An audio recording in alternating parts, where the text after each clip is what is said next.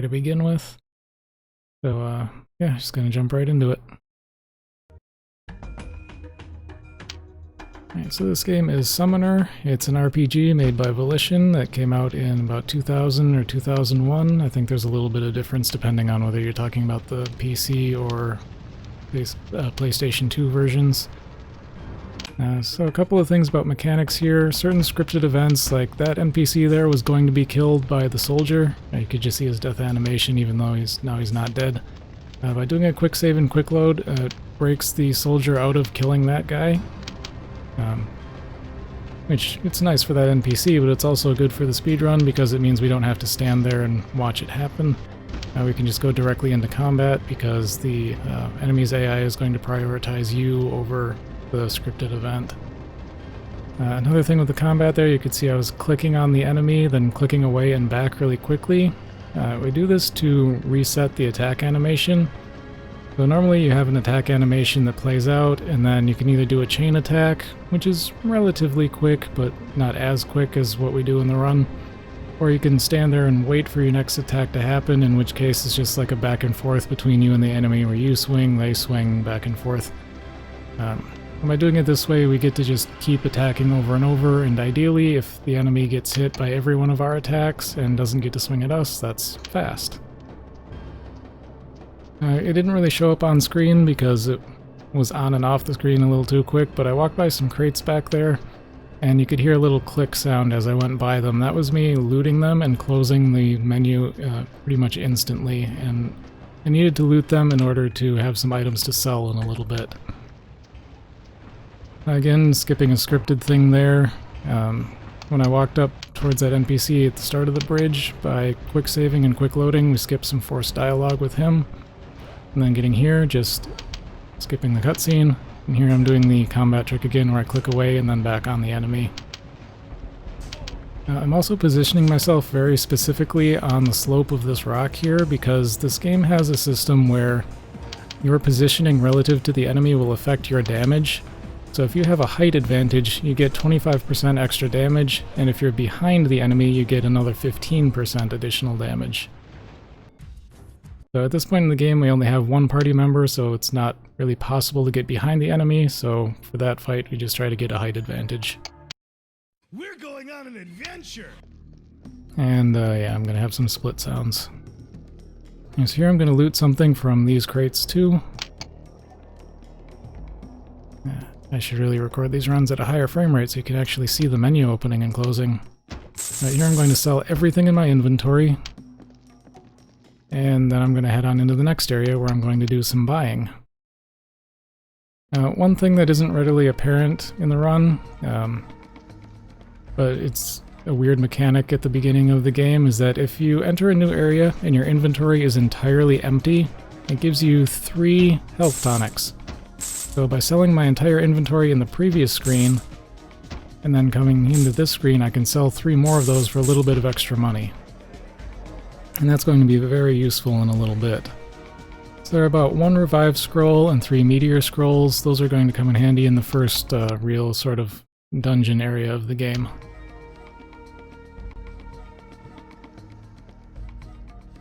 Right now I'm just in kind of the main hub city of the game.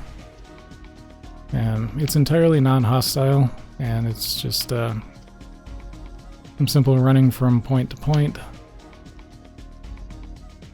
You also see me switching my camera quite a bit. Just at this point in the game, that's only to get a more useful angle. And you can see there, the movement in this game is based entirely on clicking with the mouse. So, to partially explain the camera angles, when you only have a party of 1 or you're playing in solo mode, you can get the same movement speed by clicking on a point and just letting the game run you there, or by clicking and dragging. Like, your movement speed will be the same, although I found that having the high camera angle makes you move slightly faster. But having low camera angle can make it a little bit easier to pinpoint the exact direction that you need to be going and get the best possible line.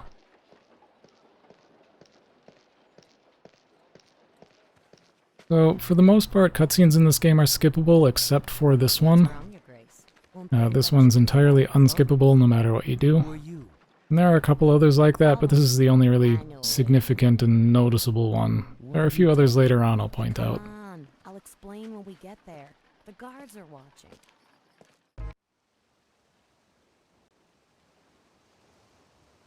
So this is your way into the palace? Through the sewers? These tunnels date back to the City of Gods. They'll take you anywhere in Linnell, if you know the way. I'm not going in Oh there. yes, as is tradition, this game has a sewer level. As you wish. My name is Felice. I work for Tancred. Tancred? The Prince of Beggars? Yeah, that's the one. Prince of Beggars and King of Fleas. How do I know you won't cut my throat down there, or stick a knife in my back? Why should I even trust you? I wouldn't trust me if I were you, but you want to get in the palace, and so do I.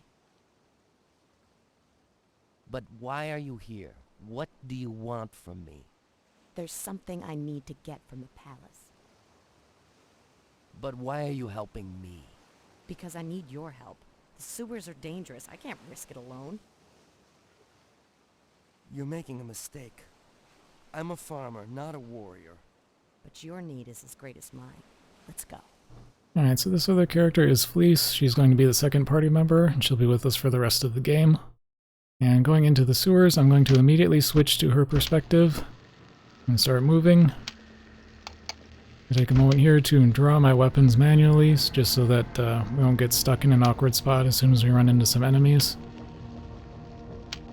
I had mentioned earlier that when you're in a party of one, or in solo mode, your movement speed is not affected by clicking and dragging. But at this point I'm in a party of two, so at any point you've got more than one character in your party, when you click and drag, your movement speed is set to whatever your slowest party member's movement speed is. Which isn't a big deal at this point in the game, because both Joseph and Fleece are relatively fast. But here I'm in solo mode, and I've sent Fleece going one direction, and I'm sending Joseph in another direction, because I'm trying to get them both where they need to be, just as efficiently as possible. So Fleece needs to go up to this golem over here by these gears, and tell it to start moving some gates. Another thing, when I'm drawing or putting away my weapons, you'll see me open and close my inventory right away. That actually cancels the animation of drawing or sheathing your weapon. So there I used 3 of those meteor scrolls I bought earlier. When you're in a hostile area like this one, in order to leave the area through a loading zone, it's a weird way to phrase it, that's the only way to leave an area like this, all of your party members have to be nearby, or rather all of your surviving party members need to be nearby. So by having Fleece die, I can have Joseph go out the exit right away without having to get Fleece to run all the way around to catch up to him. Of course, now I need to immediately revive Fleece for a little skip that's coming up right here. So in this room right in front of me there is a boss fight, but the triggers for boss fights are only activated if the party member you're actively controlling touches it. So what I'm going to do is send Joseph running to a point that's on the other side of the trigger for the boss fight, switch my perspective to Fleece, and then once Joseph is on the other side, I'll use that last meteor scroll to have Fleece die again, and then I'll just have Joseph run directly to the end of the area and skip the boss fight. We're going on an adventure. Alright, so now we're inside the palace, and Fleece has to do some sneaking, but not really.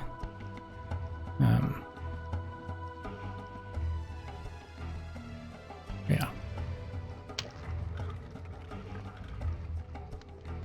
But here's another little trick.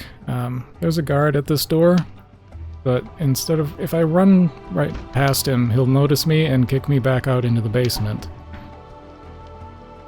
And he should have been able to see me both of those times I just walked in front of him, except that when I went in front of him, Fleece was, in the action of trying to talk to an NPC, and then any other actions like the guard noticing you don't just don't happen when you're like pathing to an NPC for dialogue.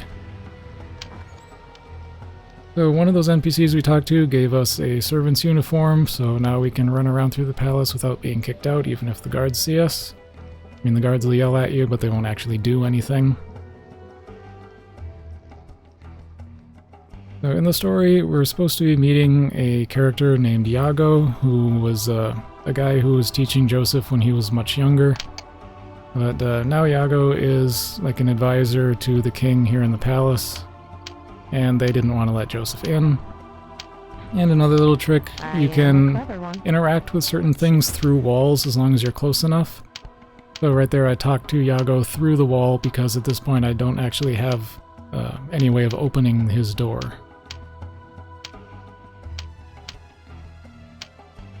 Now I just need to click through some dialogue, and then we'll be on our way to the next main area of the game.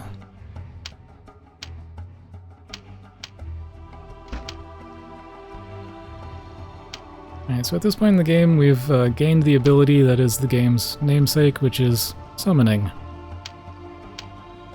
Which is something that only Joseph can do. And in order to do that we have to have a certain ring of summoning. And at this point we've got the Ring of Darkness, which will let Joseph summon the Blackfire Elemental, which will come in handy later. At this point, I mostly just need to get back out of the city, although there is going to be a little bit more shopping on the way out.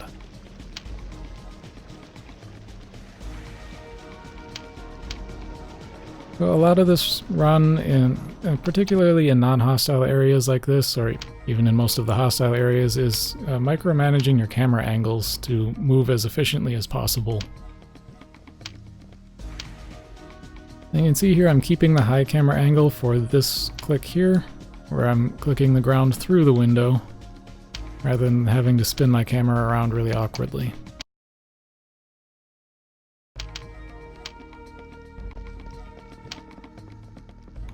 So right now this part's mostly just backtracking through places I've already been.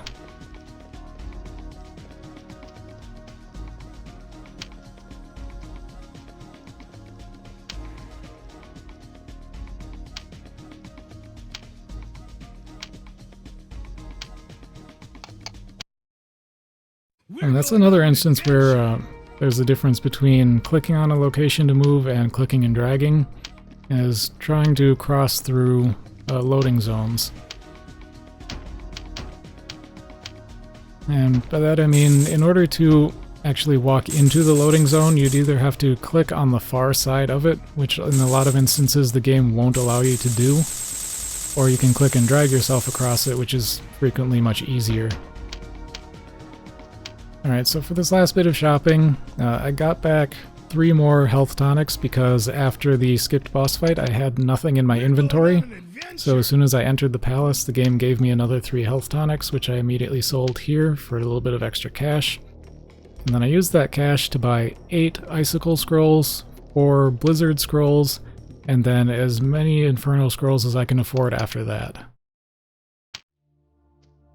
And those are all going to come in handy in this next area that I'm about to go into, which is Iona.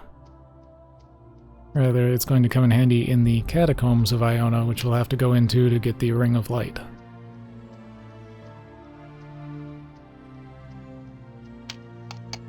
Also notice me quick saving a lot on the overworld. That's because there are random encounters on the overworld. Right there, grabbing another item out of that box. Yeah, there are random encounters on the overworld, and by quick saving while you're on the overworld, if you get into a random encounter you can quick load back out of it, and then that resets the timer on when you're likely to get another random encounter, so it's a lot faster than actually having to try and fight your way out of any of those encounters.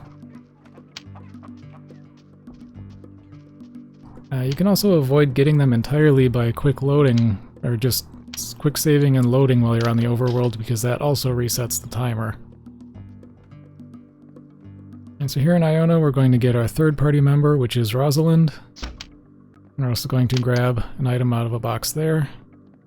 In the frame rate it wasn't quite enough to actually see the pop-up.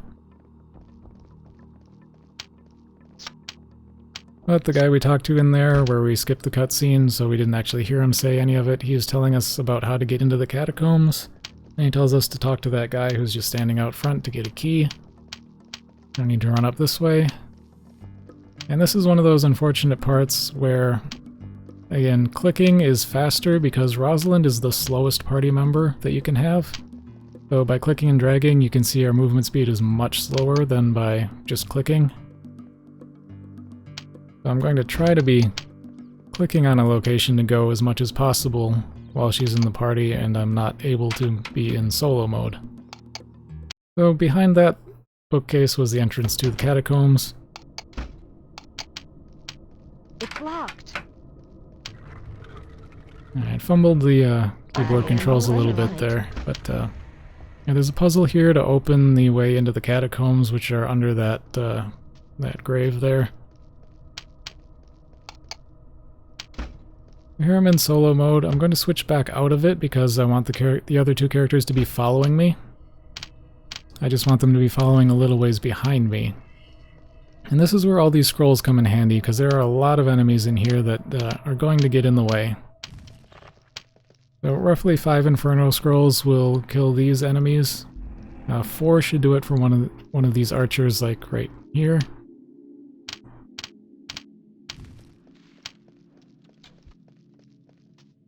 And for, a few years, this was basically the main speed tech in this game for dealing with enemies, is spamming spells from the menu, because by doing this you skip the entire animation and you can cast multiple scrolls at the same time.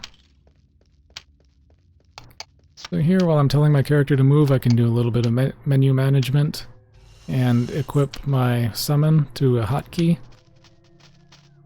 And for whatever reason, the archers in this part of the dungeon have significantly less health than the one at the earlier part, so I can just kill them with a single icicle scroll. You also notice if I take damage from something while running, you get afflicted with the slow status ailment, which does exactly what it says. So we try to avoid that as much as possible. Which is why I'm killing off all of the archers, because they can hit you from range, obviously, and that will also inflict the slow status. Both on you and the other party members, even if you're not actively controlling the other party members.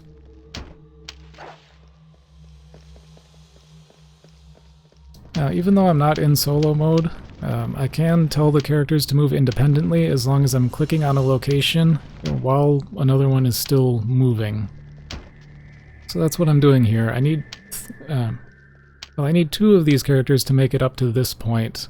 And usually Rosalind falls behind somewhere or gets stuck, so I'm just kind of not worrying about where she is.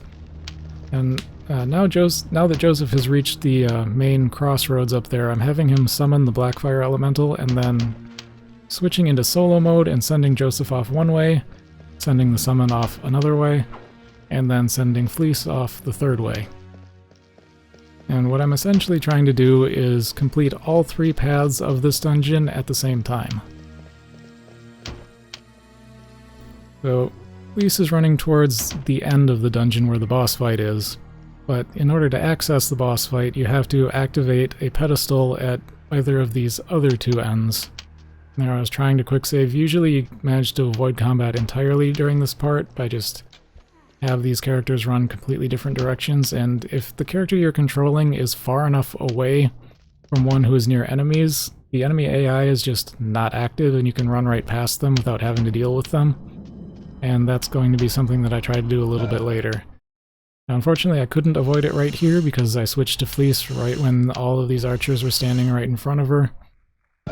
So I use the sort of in-game pause function to freeze the game in a way that allows me to enter commands. And that's not a glitch or a trick, that's one of the intended mechanics of the game. Like, you can hit escape to get a pause menu, or you can hit spacebar to pause what's happening in the game, like right here, but still actually tell your characters to do something. And then as soon as you unpause, they'll do it. Alright, so the summon and Joseph activated the 2 pedestals, and then Fleece ran into the trigger to start the boss fight. And I'm going to I'm going to use one of those blizzard scrolls to place the spell down where the boss is going to walk. And the boss is very weak to that spell, so it's going to die very quickly. Like, it's already dead, I just picked up its loot. And then I run over here to pick up the Revive Scroll and the Ring of Light, because that's where they spawn after the boss dies.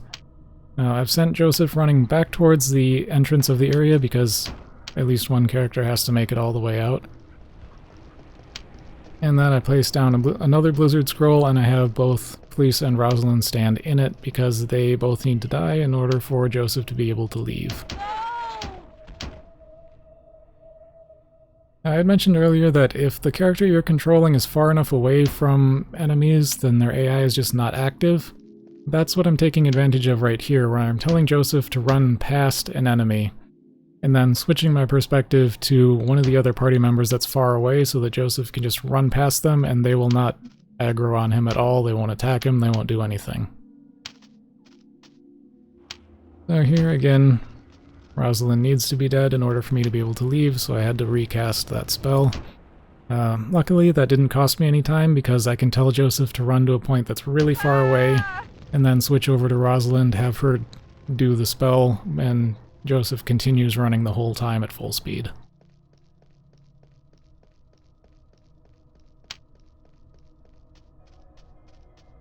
That's about it for this area. There's some gold on the ground, so I just looted it. It doesn't hurt anything, but... Sorry, it doesn't really help at all to have that one extra gold. But, yeah, it could have been more, and that might have allowed me to buy one extra scroll later on, which is nice, but not really necessary.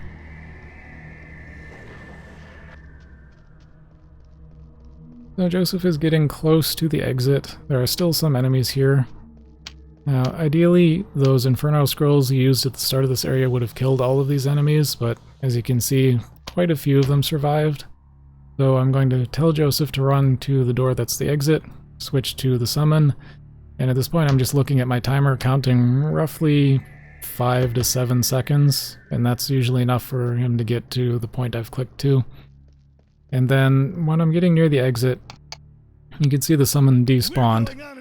And I did that just by switching the game, switching out of solo mode into the full party mode, because one of the other mechanics of the game is that summons can't be too far away from Joseph. If they're too far away, they just die instantly. So essentially that's what I did at the end there. Alright, so that's completed the first real dungeon of the game. I just need to get back out. And then we're going to have to run back to the city to talk to Iago again to find out where the other 2 rings are.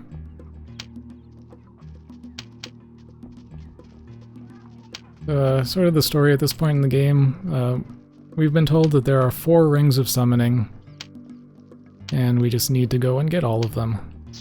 We got the Ring of Darkness from Iago when we talked to him because he just had it. And then here we've gained the Ring of Light. Now we need to go talk to him again to find out where the Ring of Fire and the Ring of Stone are.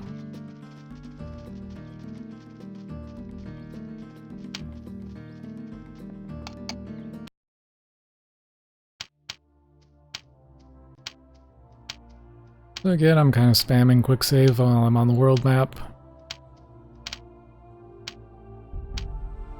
And then right there I'm going to do a quick load. And that's just going to guarantee that I don't get any random encounters when I'm on my way back to the city. And while I say random encounters, there are some that are not random. And at this point in the game is when we will get one that is not random. Because after you've completed Iona, or once you've collected the Ring of Light, the only random encounter you can get until you've completed it is a scripted one with a boss fight. But we don't want that encounter before we've been through the city again, because I'm going to have to buy some more spells that are necessary to win that fight.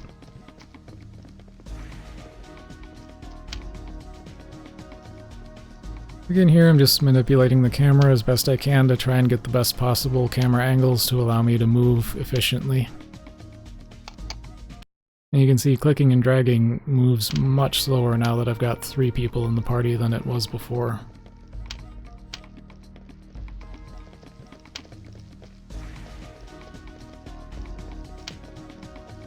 So yeah, for the rest of the game, whenever I'm inside of a town like this, and I can't go into solo mode, I'm going to be just clicking on points to move as much as I possibly can.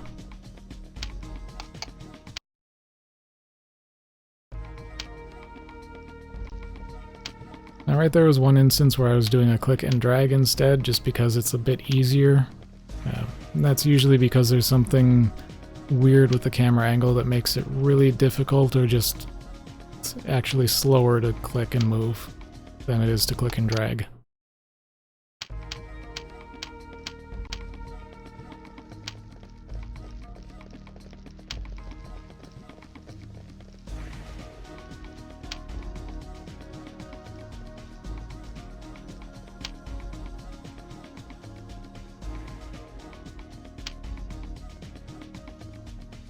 So luckily we don't have to go through the sewers again to get back into the palace. They'll actually let us in through the front door this time.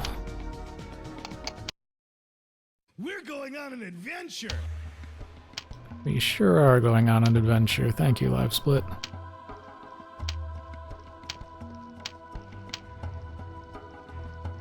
Alright, so right there's a scripted dialogue with Iago, but quick save and quick load, we can skip it. It saves probably about 30 seconds just of not having to click through all of his dialogue. Instead we run directly to the king, and luckily most of his dialogue is a cutscene, which we can just skip. So here we talk to Prince Sornahan. He tells us about how to get to the city of the Kosani, and they can tell us about the Ring of Fire. And then I'm going to switch to a different party member just because he's standing closer to the queen, and she's going to tell us about how to get into the Ikemo swamp, which is where we'll get the Ring of Stone. And then once again I switch to the party member who's standing closest to the exit. Probably only saves a fraction of a second, but do it anyway.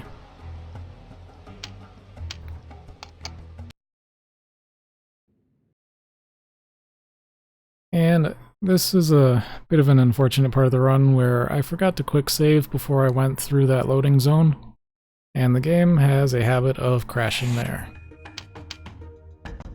So unfortunately that means that I have to go through the dialogue with the king and the queen and the prince again.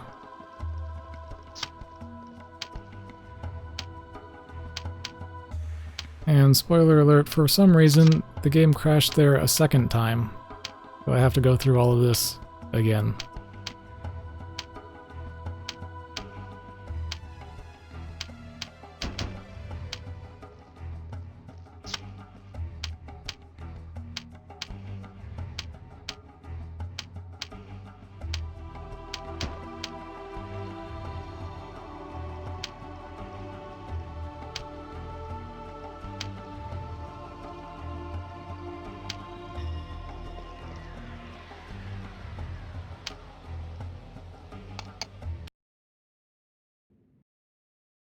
Yeah, and this doesn't really make any sense, because the game usually only crashes if it's been running for a while or you've gone through a lot of loading.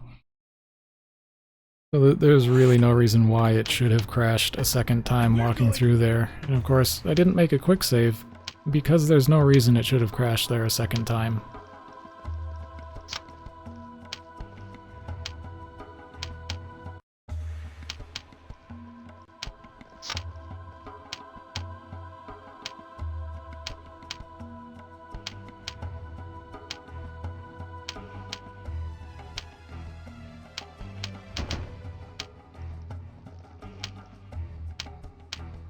So yes, this was an unfortunate time loss, but not one that I had any real control over, apart from if I had remembered to make a quick save. But as you'll see in a moment, I certainly learned that lesson.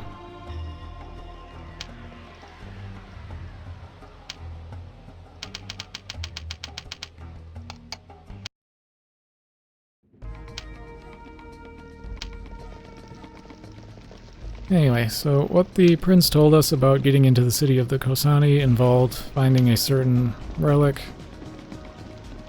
And in order to get that relic, we have to go to the Temple of Urath. So there's a little bit of a detour here instead of just running back out of the city.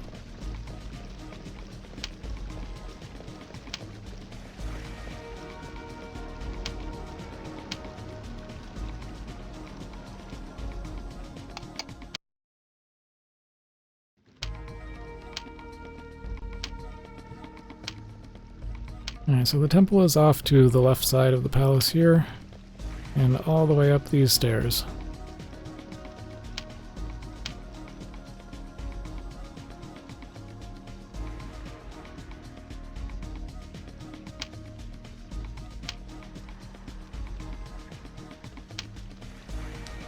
Another thing I can mention is that most of the time I'm running through cities like this, I try to be controlling Fleece because she has the fastest movement speed out of any of the party members.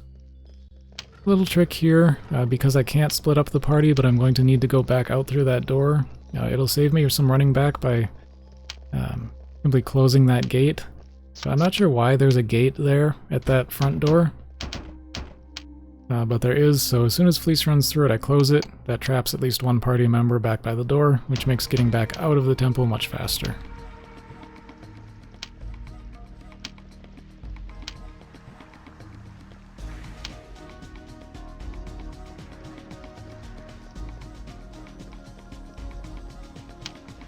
Here, just trying to get the best camera angles so that I can click on the point that I want to go to. It's certainly a lot better than trying to multi-click my way through the inside of that building.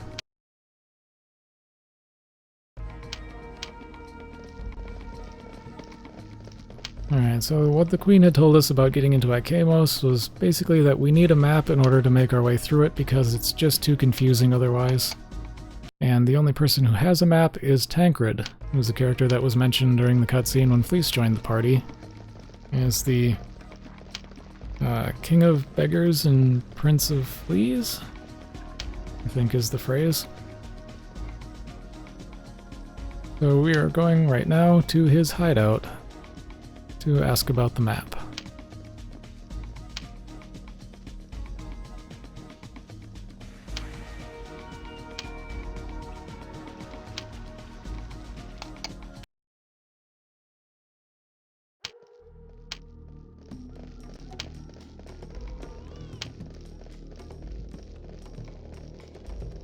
This is one of the points in the run where having to just click on single points to move is really annoying, because there are a lot of sharp corners that are really obnoxious to get around. And it's not really apparent just yet, but there we go. The AI pathing is a little bit wonky sometimes, and you can very easily get stuck on corners when you try to move like this. Get stuck on corners or just take very weird paths. Again, this is another area where I want the party to split up, but the game doesn't give me an intended way to do that, so I have to just keep switching character perspectives. So I'm telling Joseph to move upstairs, I switch to a second party member, and switching to the second one just kind of immediately stops them in their tracks. And I want this party member to be over here so that I can talk to this guy and sell off a whole bunch of stuff from my inventory to get money for more spells. We're going on an adventure! And also to quickly get out of the door. So I had mentioned earlier in the game that when you're in a hostile area, your entire party, or at least your entire surviving party, has to be near the exit in order for the game to allow you to leave. That is not true of non-hostile areas. So that's why I can split up my party in a place like this and still be able to just leave once one party member reaches an exit. Which is good because I have no means of actually killing off a party member while inside a city like this. So right over there is the merchant I need to talk to get the map, but I'm sending Fleece running towards the exit while I send another party member over here. So I just bought the map, and now I need to buy roughly 3,000 gold worth of meteor scrolls.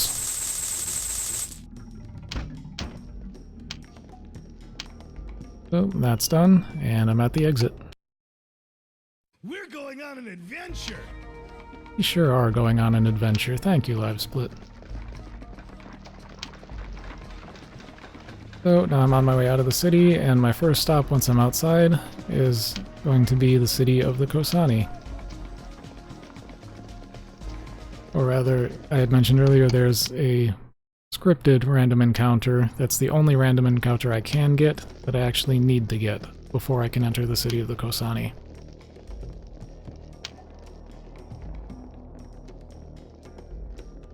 Again, the pathing getting me stuck on a corner and wasting some time.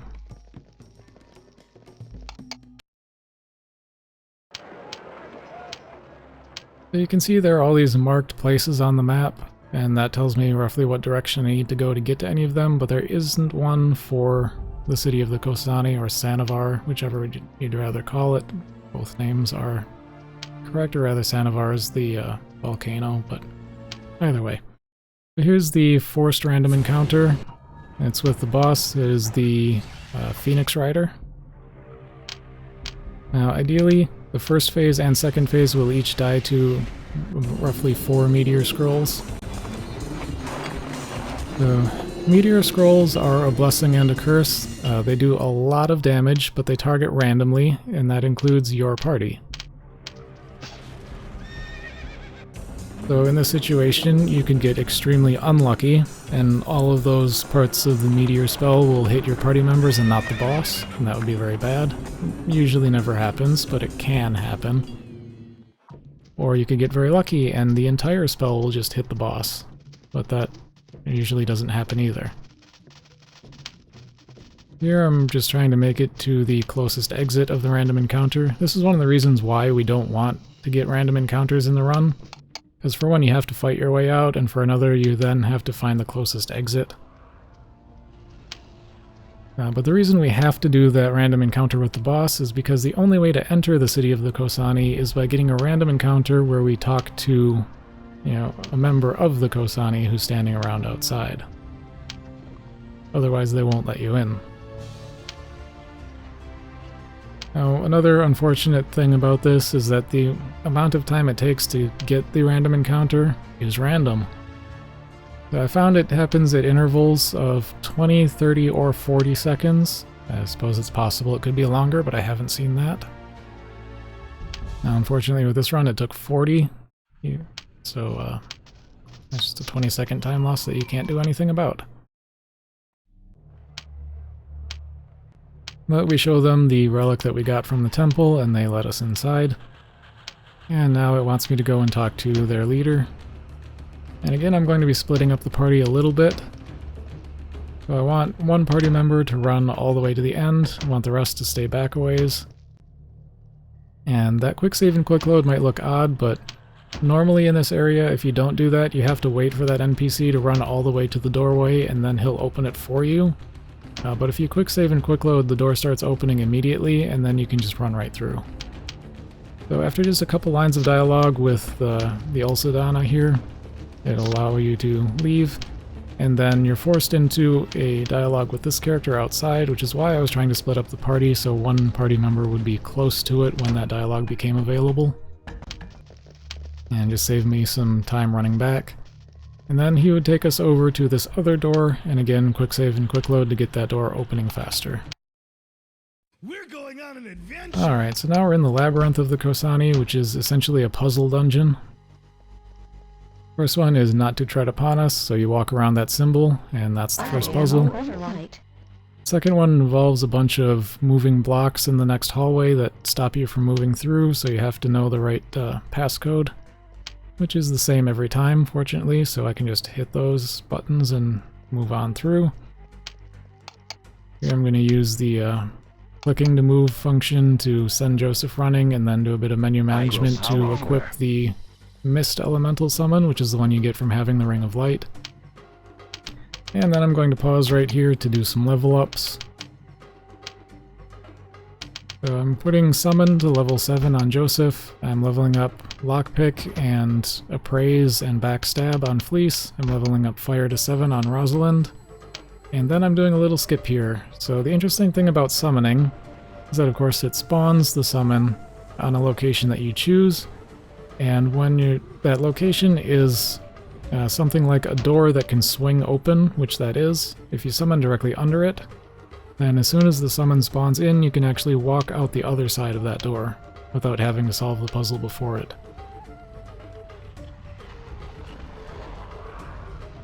So now of course I'm in solo mode because for one that moves me faster, but also because that's the only way the summon can get this far away from Joseph and not immediately die.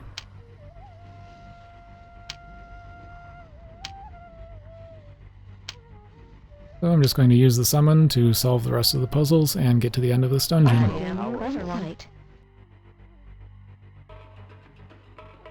We're just about there, and then we're going to get a boss fight. Luckily, we don't actually have to finish the boss fight, just its first phase.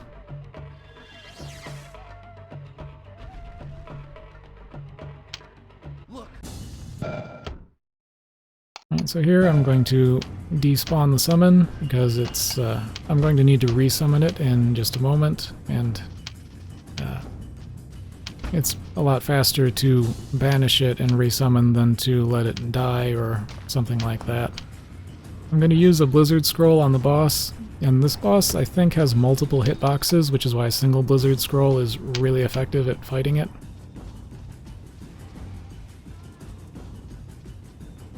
And then I'm going to have Joseph stand over here by the exit, and just like that, the first phase of the boss is down. I'm going to pick up the ring that it drops, bring my party over here, and then have Joseph summon the elemental again, once again under a door that can move.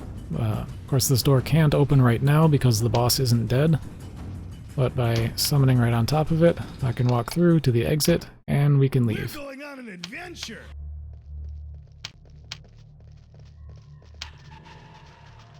So fortunately, we don't have to kill the boss to get the Ring of Fire, because the ring was just sitting on a pedestal, and collecting that is what, brought the boss out.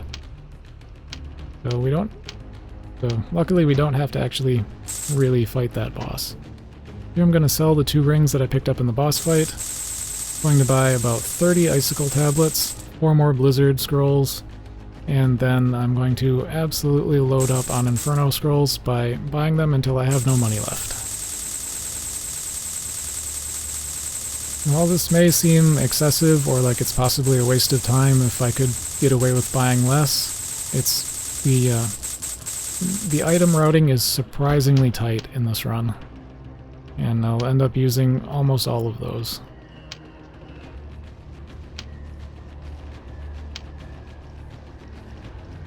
And it's interesting, the record run actually goes out of its way to find another, or to pick up another item in the main city before this point, so that it could buy even more Inferno Scrolls than I do in this route.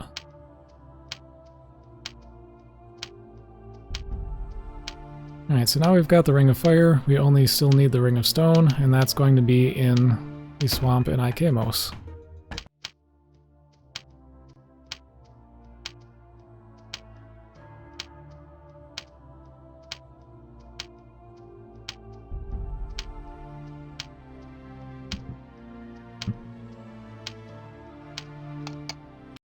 I say the part of this dungeon is one of my least favorite in the entire run. It is just obnoxiously difficult. So in that previous dungeon I had leveled up Rosalind's fire skill to 7, and that's necessary to unlock the spell Wall of Fire.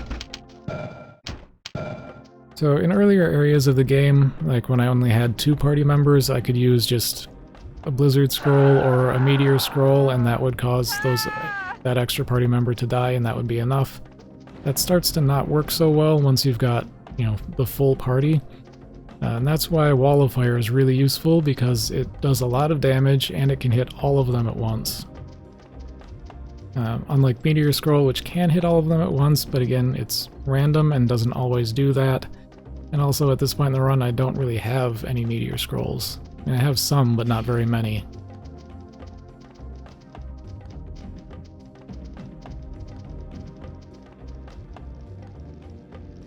Alright, so they told me I needed a map to figure out how to get through this swamp, but luckily I already know the way. It's just right, left, right? I think. Actually fairly simple. Then we enter the upper level of the palace, which is relatively simple. But then we get to the lower level of the palace, and that one is not simple or easy. It's actually very, very difficult.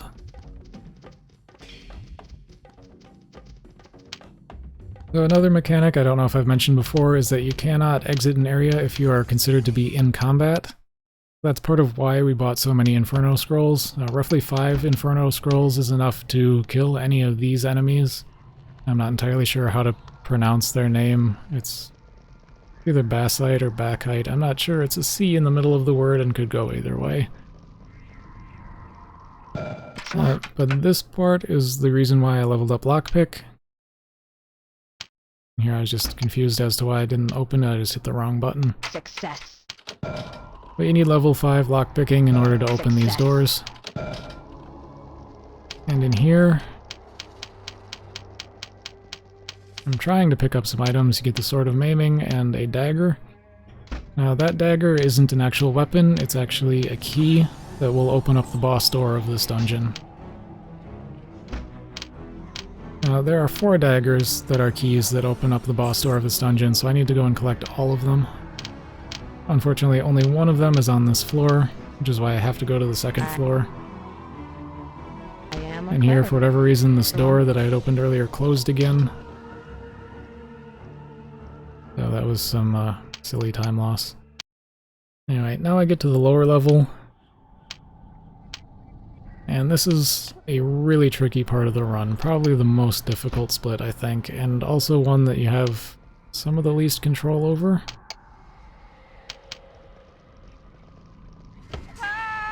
You can see right there, that's one of the mistakes that can happen, is that one of the enemies who's near the entrance to the lower level can just turn and kill the party member you just revived, and that's very bad because you need all of them.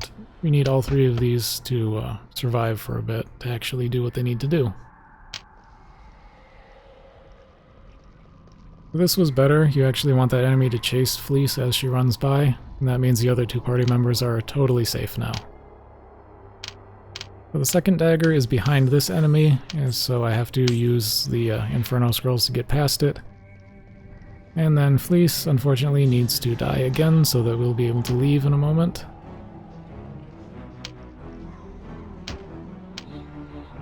And I'm going to also have Joseph summon the Blackfire Elemental.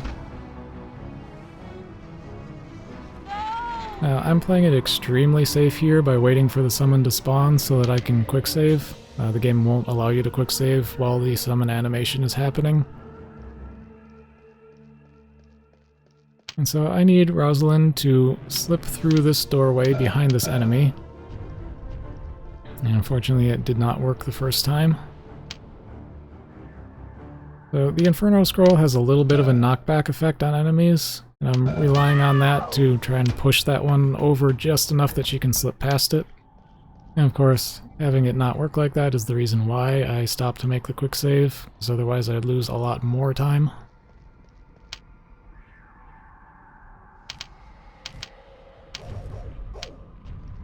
But this time I managed to slip past.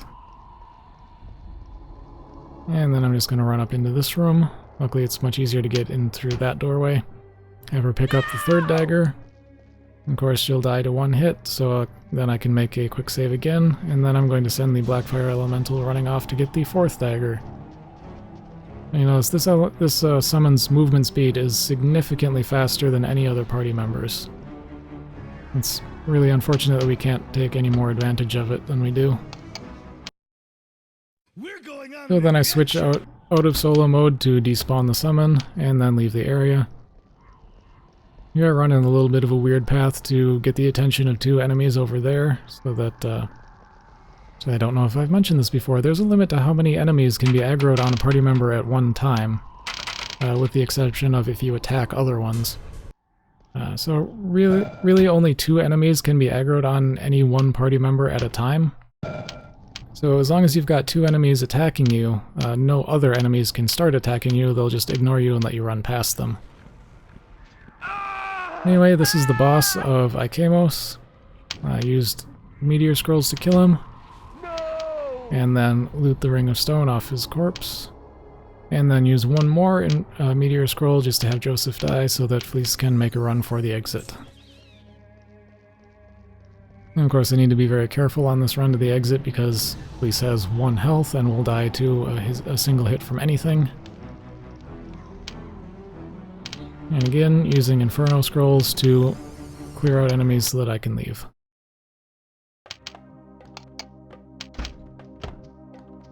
Now, luckily I don't have to kill off the rest of the party again because they're all still dead from when they died inside just now. And so all I have to do is get Fleece to run to the exit.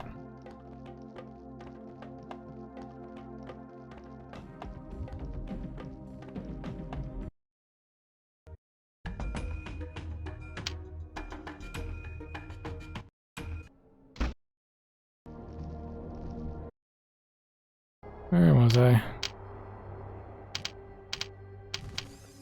Okay.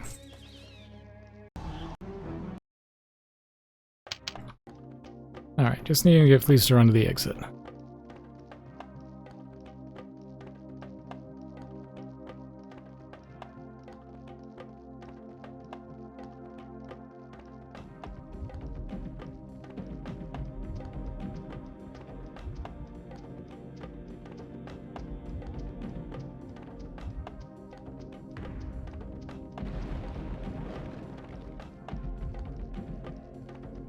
So the way to get back out is the exact same way we got in, so take what I did to get here and do it in reverse.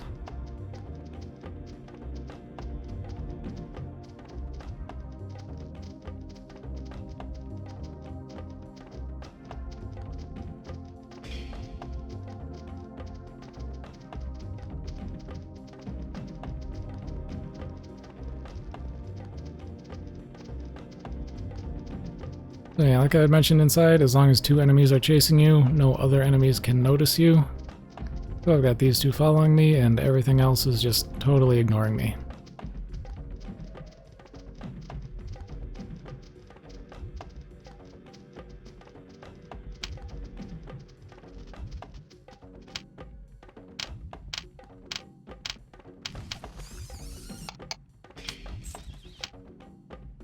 So 5 Inferno Scrolls is usually enough, but sometimes they don't do quite enough damage. And this game sort of works off like a D&D system, so most things are somewhat randomized. So there's a certain range of damage that a single Inferno Scroll can do, and you can get unlucky like I did there, where sometimes you'll get a whole bunch of them that just don't quite do enough damage to a particular enemy to actually kill it.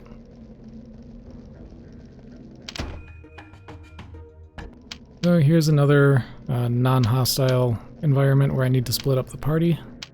First I'm going to go to this merchant and sell off a couple of weapons, one that came from the boss in the swamp and another that we picked up when Fleece went in and got the first key. And that's going to get us a lot of money. What I'm going to do here is I'm going to have Joseph start running towards the exit, and then I'm going to have Fleece go to the another merchant who's down on this side. I'm going to buy 11 of Tristan's Libation and Drithen's Brews, 20 Invisibility Draughts, 25 Cleansing Tonics, and 10 Health Tonics. How to explain these: Tristan's Libation increases your character's defense by quite a bit. Drithen's Brew increases your physical damage by a lot. The Cleansing Tonic will remove a status ailment, and that'll become important very shortly. And then, of course, Health Tonics will restore health.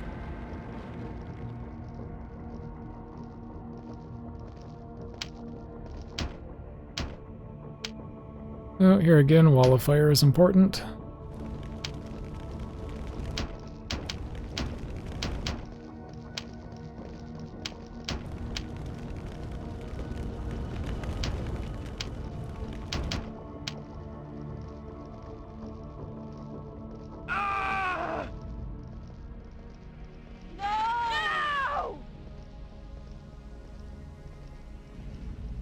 And again, because I'm dragging 2 enemies, all the rest of these are just going to ignore me.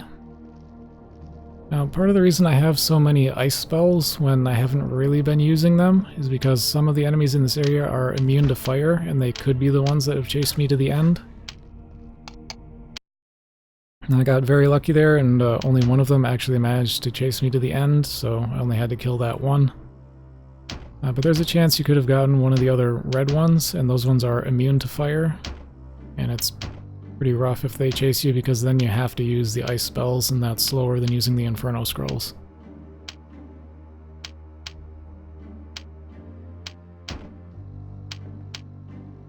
So again, in here, splitting up the party so that one can talk to a person upstairs while another can talk to Iago, who is now here downstairs. And that also leaves me conveniently close to the exit. We're going on an adventure! So unfortunately, I have to run through the sewers yet again. Oh, this time I've only got 2 party members, so no wall of fire this time. I can just use a couple of meteor scrolls.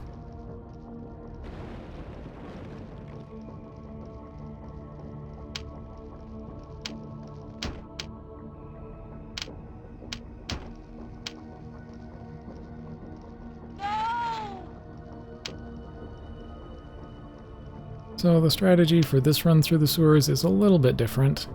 You can see this red enemy, that's one that's immune to fire.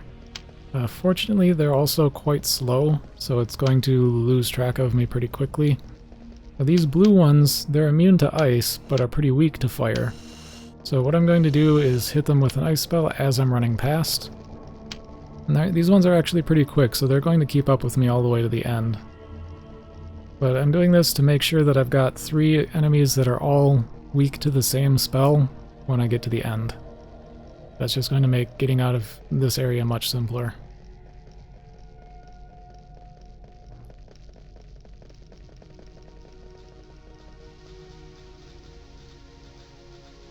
So not too far to go at this point, just gotta get around this corner and out towards the exit.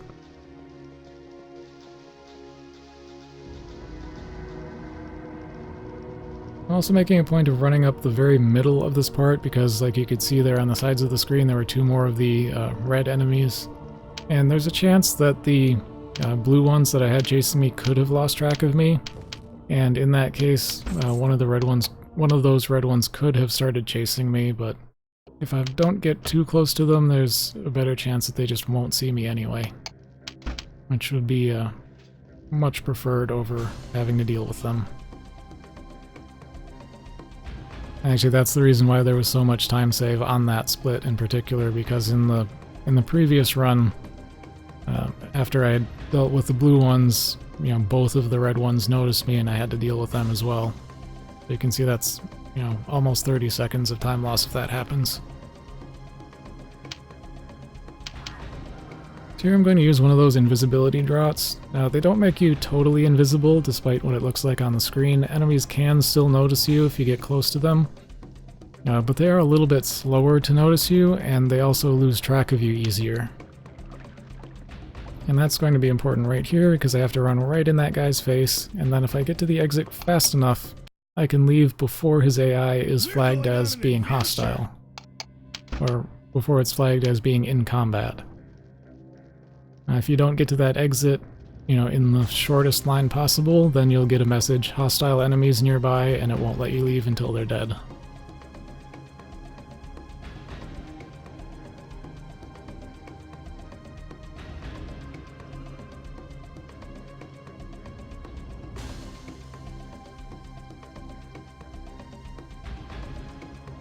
So at this point in the story, we've got the 4 rings, and Iago is telling us that we have to go to the Forge of Uroth, which is hidden underneath the Temple of Uroth, so that's where we're going right now. Just have to get through that one guard. I'm gonna make a quick save, and then head through the loading zone, and here we get a boss fight against the second of the horsemen, which is the Tiger Rider. Now, the really annoying thing about the Tiger Rider is that he can use an ability that paralyzes you instantly, just like that.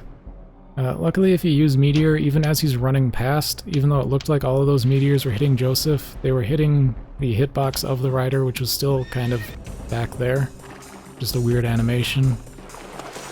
Usually 4 meteor scrolls is enough to end the first phase, but unfortunately I had to use 6, so that's why there was time loss here. And then 4 more should end the second phase. It's like you could see there, because I used the meteor scrolls while he was running past, it looked like they were hitting somewhere else, but you could see the damage popping up above the boss's head.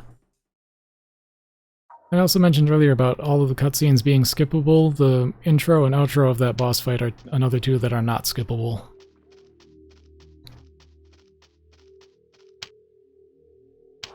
So at this point, you'd think, why are we still playing the game? You had the 4 rings, you went into the forge, that's all you needed to do, we should be done, right?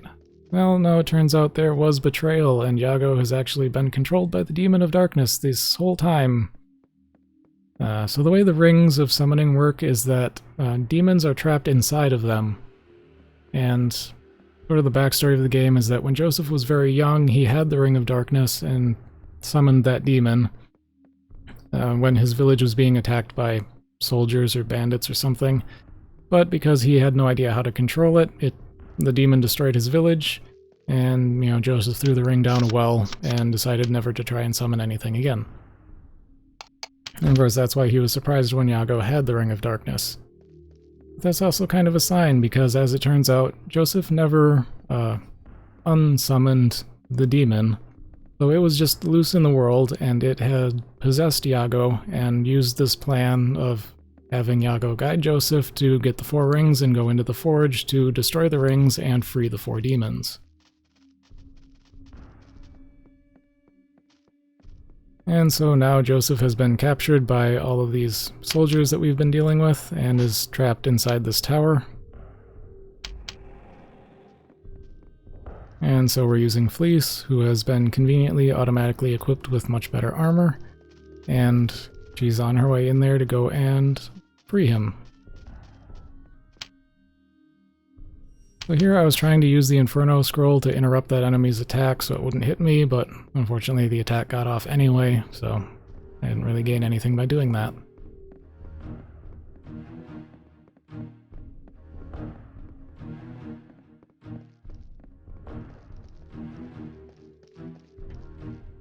And unfortunately you can't talk to this golem that operates the elevator if you're in combat, so I have to deal with this enemy that chased me to the exit. We came up to the upper level of the tower so that we could get a warden's key from that little hut that we went into. And from there we go to the bottom floor to free Joseph from his cell using the warden's key. But even though Fleece has the ability to pick locks, she cannot pick the one that needs the warden's key.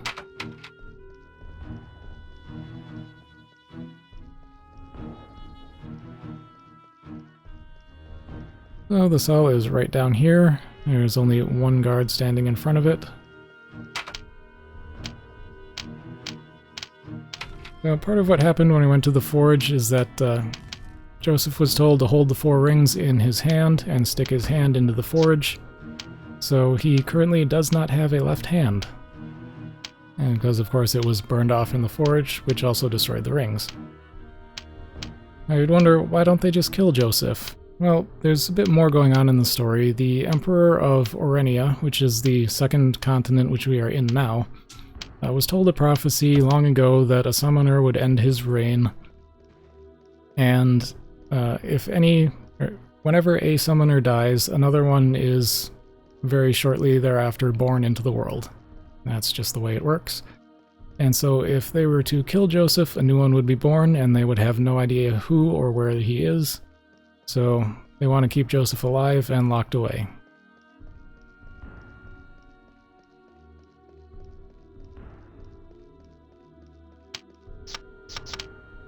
Alright, so now we've got the key, we've freed Joseph. We're going back to the ground floor to walk ourselves right on out the front door. And normally you're not supposed to be able to do this, because as you get near the exit on the ground floor, there's a big gate that closes. Now, just like the boss fight really early in the game that we skipped by sending a non-controlled character through it while controlling the other character, we're going to do the same thing here. So I've just sent Joseph running towards the top of the stairway on the outside.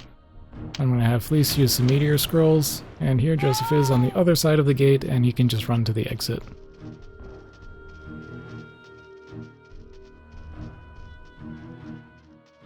Normally what you're supposed to do is go back up to the top floor, and then you have this whole obnoxious winding kind of set of scaffolds you have to run down to get to the exit. So it's really nice that we can actually skip that. Alright, so now we're in the town of Wolong. This is actually one of my favorite splits in the run, because it's sort of like a non-hostile area. There are enemies. There aren't very many enemies. They're relatively easy to avoid. But this means that I can actually split my party up using solo mode and go and complete this whole kind of fetch quest line really quickly and efficiently. So first things first, I need to talk to this guy. So it's at this point that we sort of find out there's actually more than 4 rings of summoning in this world. There's 8. And that's why Joseph sticking his hand into the forge with only 4 of them just destroyed the 4 and burnt off his hand. They also tell us that there's a way to restore his hand, but the first thing we need is a certain set of ingredients, and then he'll mix them into a potion, and then we'll need to go into the caverns of Wolong to a certain healing spring, and that will allow Joseph to restore his hand and his ability to summon. So here's what Rosalind is telling us, basically that the reason that the demons were trapped in the rings is because there was this big war going on between demons and dragons that was, likely to destroy the entire world. But then one of the earliest summoners went out and trapped the 4 demons in a set of rings, and then, as far as people in the first half of the game knew, he vanished after that. But what we find out now is that he actually came to the second continent and trapped the 4 dragons. What that means is there are 4 more rings of summoning. So what we're doing right now is healing Joseph's hand, and then we're going to get the other 4 rings. And then of course we have to figure out what to do about the first 4 that got destroyed.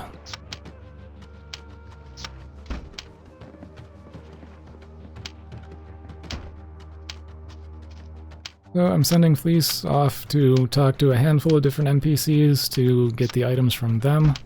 And I'm sending Joseph to talk to this one to get an item from her. And then, at this point, I'm going to start sending Joseph towards the exit to the caverns. We're nowhere near completing the fetch quest. But luckily I can send Joseph to the end anyway, while everyone else in the party does the rest of it. And here I'm being very careful because if you mess this part up, you can get stuck by these enemies. You can see they hit me and inflicted that slow status, and that's one of the big reasons we bought all those cleansing tonics earlier, because that will remove the slow status.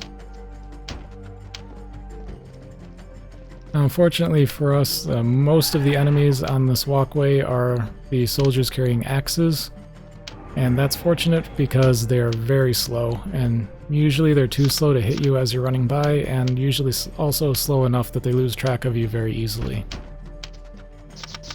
Alright, so there Fleece just collected the last of the ingredients, and I left Rosalind standing over here by the guy. So we talk to him, he makes the potion, he has Joseph drink it somehow, even though Joseph is about a mile away. And while I could leave the conversation right there and move on with the game, I'm continuing it because he gives us one more item called the Tears of Usaman. And those are very important for the run because they're just like invisibility potions, except that they actually make you totally undetectable to any and all enemies. And that's going to come in handy for a few areas in the run. So that's the fetch quest done. Joseph just has to get to the exit. And of course, the other party members need to be not alive in order for Joseph to leave. So a couple of meteor scrolls, which I'm almost out of. No! Ah! And now it's just a short walk to the exit. Also, very fortunately for this part of the run, there are not very many enemies once you're this high up on the walkway. There's just one right there on the left, and that's the last one.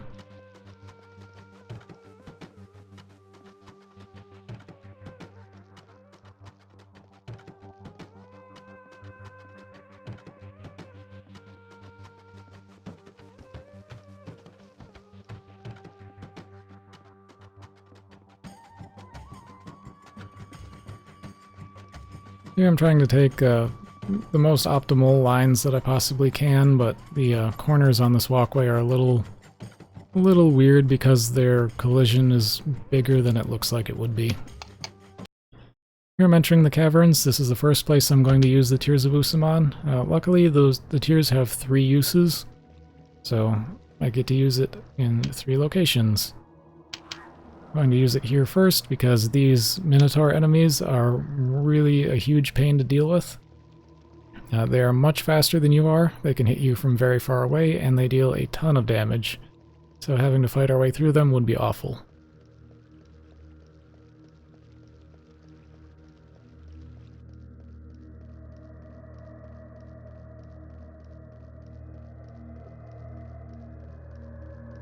So there's a nice little skip right here. This wall is a hidden passage that you can really only open from the other side. Luckily there is a tiny, tiny gap. And if you move just right... And, nope, that wasn't quite it. Move just right. You move just right, you can start sliding through. You can hit the lever to open it from the other side. And that skips having to run through almost the entire caverns. Now we do have to do a little bit of backtracking this way, because one of the things the guy in the village told us is that even though we brought him all those ingredients, there's still one more that we need, otherwise the healing spring would just kill us. And so we have to go and collect a certain plant that's here in the caverns. And that's why having the Tears of Usaman here is so useful, because we can just ignore all of these enemies. Now, unfortunately, those tears are going to wear off as soon as we talk to an NPC at the end of the caverns, which is required to progress. And so we are going to have to deal with some of the enemies. Right, there we picked up the plant, and we've done everything we need to. Now just head towards that NPC at the end. I'm going to make a small detour on my way back, because I want to get rid of a couple enemies that can really screw with things when I'm trying to leave the caverns. In particular, that's these two archers. They can cause a lot of problems if you don't deal with them.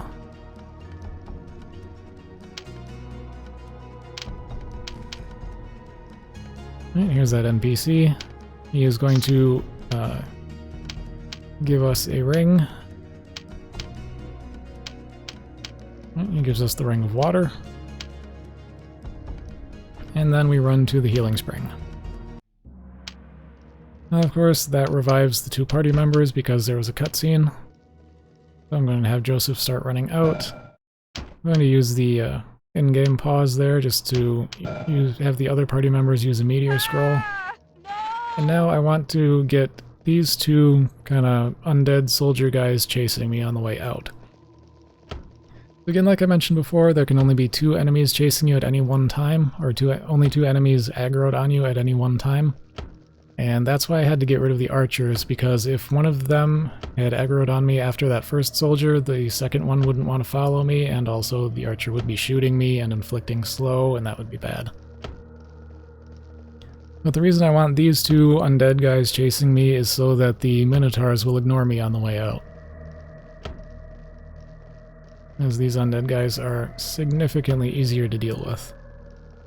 I can see here I'm toggling in and out of solo mode to change my running speed. So if I'm in solo mode and have full running speed, one or both of these guys will lose track of me somewhere in between all the sharp turns and obstacles, and then the minotaurs will start attacking me. So what I'm doing is toggling out of solo mode to get a slower movement speed to make sure that they can actually follow me all the way.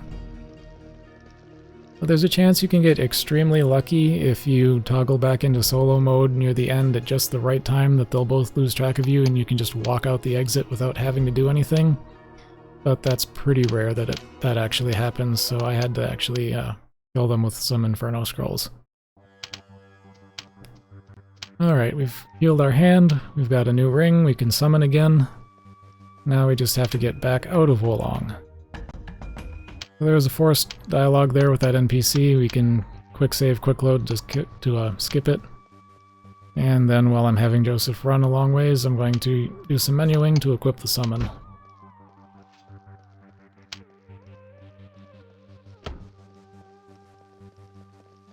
For a lot of this area, you can just use single click to move, and that will get you basically the most efficient lines that you can get. But there will be a few points where I'm going to click and drag to move, because it's a lot easier and a lot more reliable as a means of avoiding enemies. So, like I mentioned before, these axe guys, it's nice that there are so many of them because they're so slow. Like, I can run right across their face and not worry about getting hit by them. And they're going to lose track of me pretty quickly, so I don't have to worry too much about them chasing me either.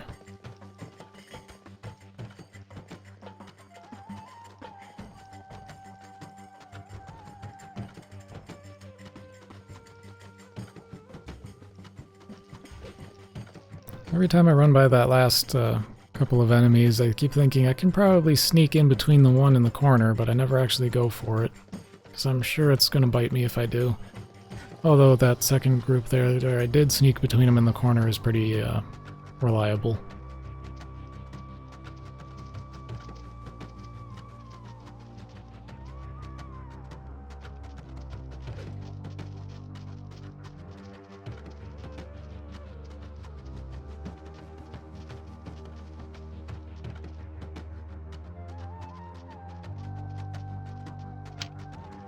Alright, so like I mentioned, they're very slow, they lose track of you very easily, that's why I'm not even in combat right now, even though I've got the attention of probably every enemy in this entire area.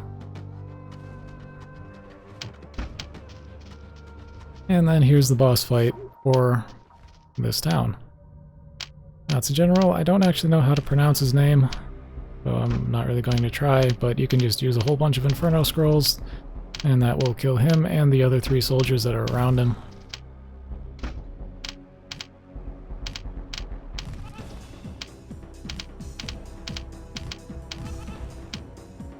He's almost dead already. Accidentally used a meteor scroll, but that's okay because it's going to kill him. Now you notice I summoned the blue imp before I went to the boss fight. And the reason I did that is because after that boss fight the game automatically teleports you way back up onto that walkway. So by having the blue imp down here, for whatever reason the game when it teleports you does not teleport your summon. And that works out nicely for us because this 4th party member, Jekar, who was with us in the first half of the game, is standing way down here. And if we just go and talk to him, he'll rejoin the party, and then we'll have a live party member who's close to the exit.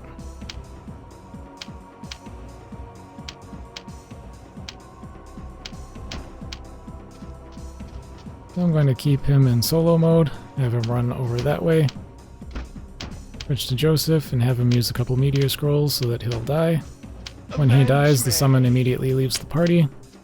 Have Jekar pick up the drop from the boss, which is the ever-sharp katana, and then walk outside. And then I'm going to immediately walk back inside because we need to do some shopping, and after the boss dies, Wolong becomes a totally non-hostile little hub town. So 2 different merchants I need to talk to. I'm going to send Jekar running off towards one, and Joseph running off towards the other.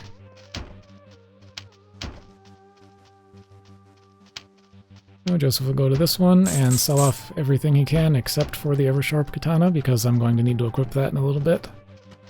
And then Jekar is going to go over to this one and buy a whole bunch of potions and spells.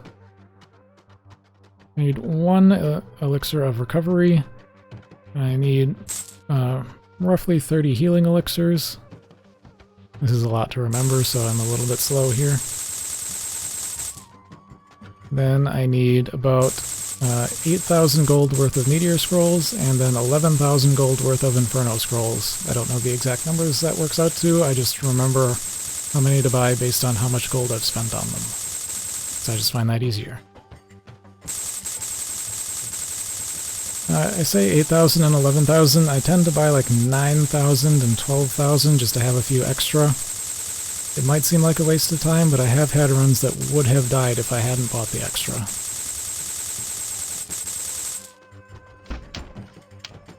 There, I switch back to Joseph because he's been trying to run towards where Jekar is, but in the amount of time he's had to run, he only gets about to this point near the exit, which is very convenient. So I can just leave. We're going on an adventure. And then I get to go into the Yangshan Forest, which is another one of those areas that's, I'm going to say, inconsistent.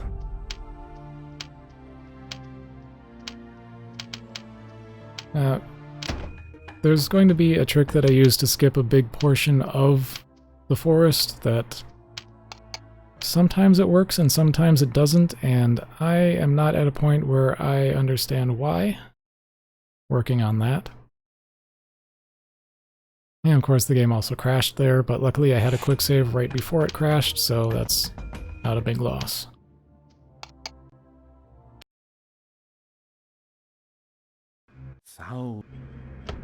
Alright, so now that I'm inside the forest, I'm going to switch into solo mode immediately.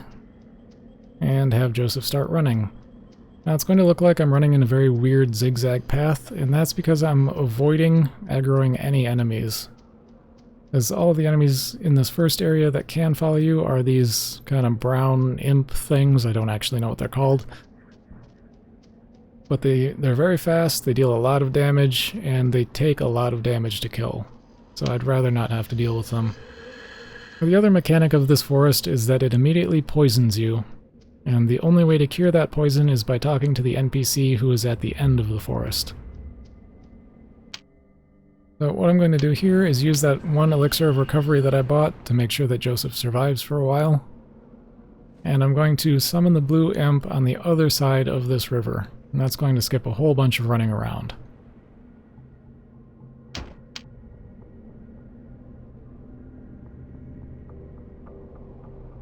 Now the reason why I say the skip is sometimes inconsistent is because the amount of health that your summon has tends to vary.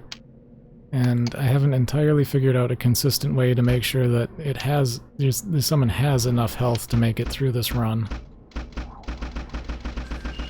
So the really unfortunate thing about what happened in this run is that I thought if I had this summon cast regenerate on itself, that would be enough to counteract the poison and guarantee that it could make it to the end.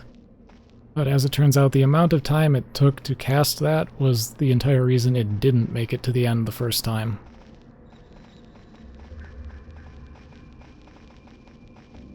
Because as I should have noticed, as soon as it took the first 24 damage from poison, it was that it did have enough health to make this run without doing anything else.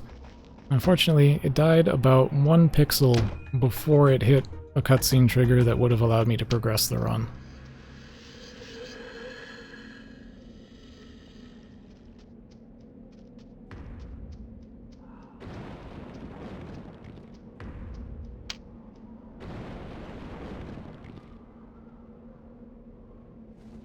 So here I'm just doing it again.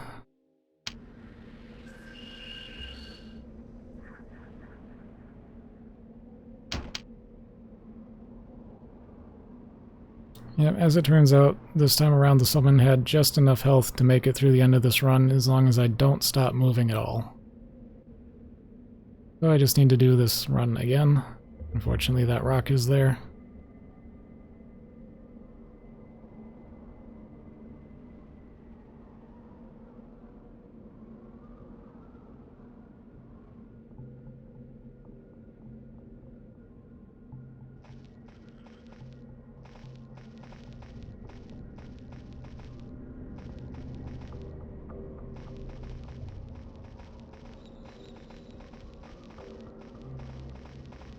Another thing I can mention, at this point in the game they started taking a few shortcuts.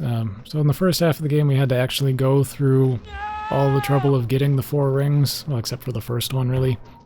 This one, as soon as you heal yourself, it gives you the first ring. Or sorry, in the first half, as soon as you find Yago, he just gives you the first ring. But then you have to go and get the Ring of Light. You have to go through another dungeon to get the Ring of Fire. You have to go through a 3rd dungeon to get the Ring of Stone. In this half, you get the Ring of Water as soon as you heal yourself. And then Jekar actually just shows up and gives you the 2nd ring, which is the Ring of 4 Winds. And here I'm leveling Joseph's Fire skill up to 7, and Summon up to 10. Because I need Joseph to be able to cast Wall of Fire. As I was saying, this is about the only dungeon you have to go through to get the Ring of the Forest.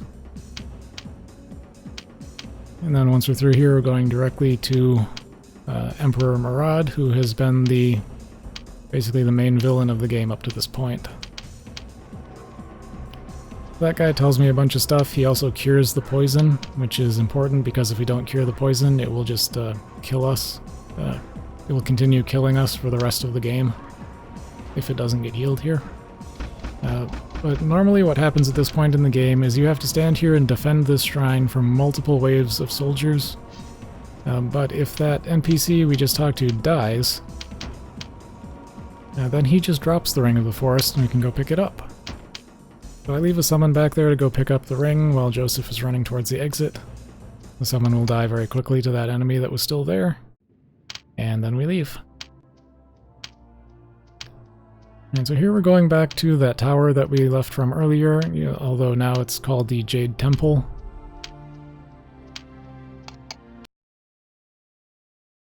And we're going to go and fight the Emperor.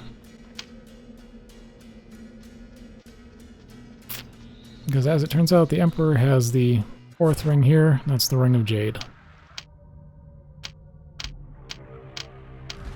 One thing I didn't mention is that there are 4 of these horsemen that are bosses. Normally you fight all 4 of them at some point in the first half of the game, but they run away after you beat them. But then in Liangshan Forest, where we were just before, there were 2 of them, but we just have Joseph run off while they're killing the rest of the party, and then they just forget where Joseph is, and we don't have to deal with them. And then the other 2 spawn here, but these 2 we do have to deal with. So there, I'm keeping everything in solo mode and having Joseph summon the Celestial Samurai. That one's from the Ring of 4 Winds. And that's because the game is going to teleport my whole party in here as soon as this boss fight starts. And of course, again, that doesn't teleport the summon, so that's going to be staying outside, which is going to be handy to save us a bit of a run back later.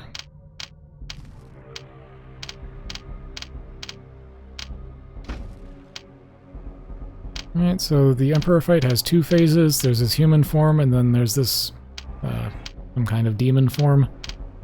We use Meteor Scrolls for the first phase, and we're using Inferno Scrolls for the second phase.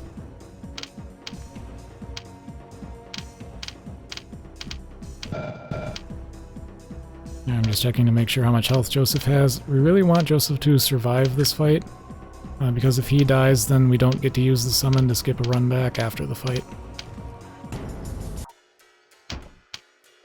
Alright, so there the Emperor died. We don't have to pick up anything that he dropped. Just switch over to the summon, which is still standing outside. And then we run over to this NPC who's going to let us leave.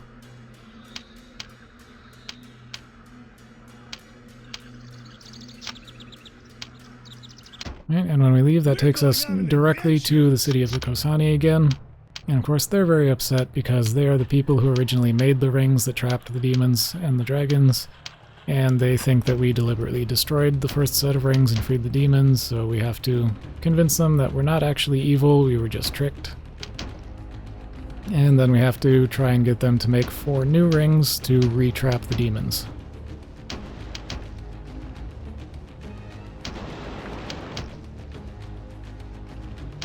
So I was trying to save a little bit of time here by keeping the rest of the party outside of this room. Unfortunately, when you're in dialogue with an NPC like this, the rest of the party is going to run towards you, and this dialogue takes so long that there's actually no point in trying to keep the party outside, because by the time it's done, they'll all have caught up to you anyway.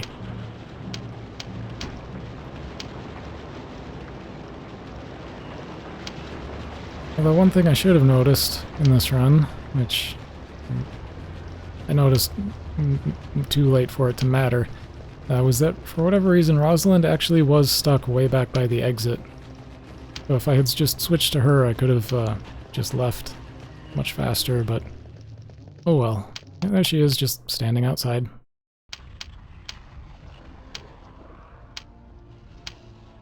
Alright, so the people in there were mad at us, they yelled at us, they've told us that in order to make new rings, they know how to make the rings, but they have to be enchanted using special spells, which they don't currently have because they were stolen and taken to Iona. So we have to go to Iona to try and get those back so that they can make new rings. And of course at this point in the run, unfortunately I started running to Ikamos before I realized I was supposed to be going to Iona. Just something that happens when you've been grinding out runs for several hours. And unfortunately I also got a random encounter that I had to quick load out of.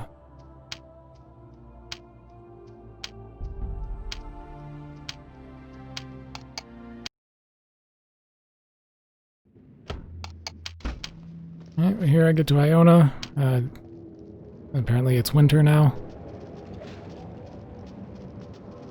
That's just how long Joseph has been imprisoned over in the tower in Aurenia. But this place is overrun with undead now. Because all the demons got out and just kinda went crazy. And here we're just running up to where the main library of Iona is, because that's where we would expect to find the special spells that we need. But instead we find Iago standing here.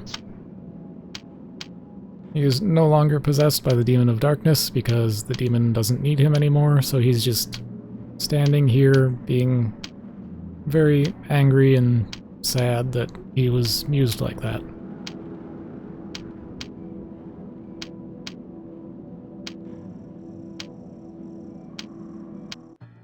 So I go through his dialogue, we get a cutscene where a bunch more stuff gets explained.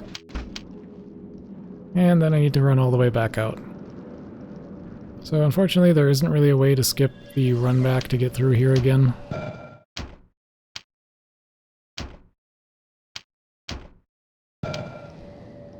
And I need to have the rest of the party die again.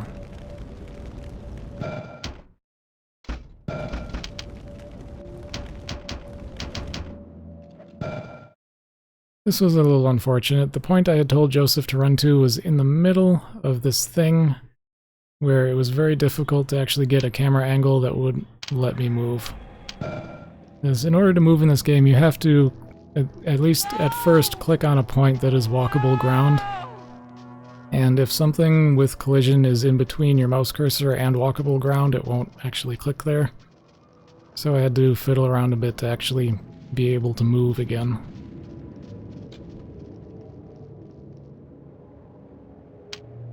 And here I got lucky and the enemies chasing me just lost track of me and I could walk out without having to deal with them.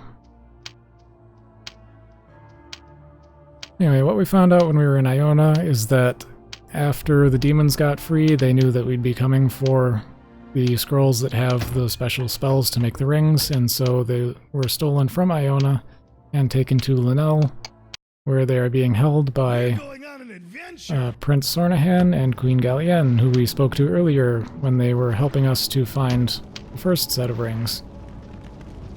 As it turns out, they were traitors and were selling out everyone to gain power in this country after the demons took over.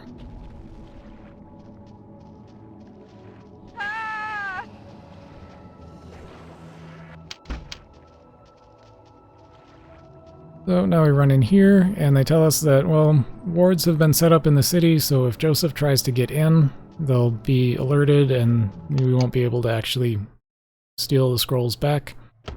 So at this point we only have Jekar and Rosalind. Why not Fleece? Well, it turns out she was paid off by possessed Iago to help get Joseph to the point where the first set of rings could be destroyed.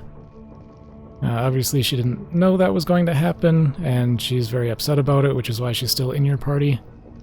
But they also believe that the wards around the city would notice her, so that's why she's not here now.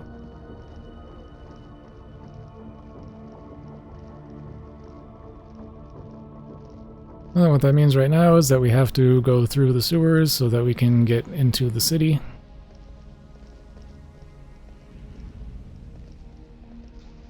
And then we're going to have to run through the city to get to the palace.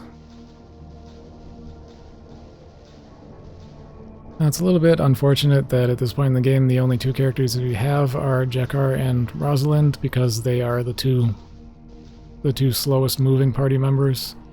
Jekar is better than Rosalind, but not by a whole lot. But luckily none of the fire-immune enemies spawn in the sewers anymore, so that makes getting out of here much easier.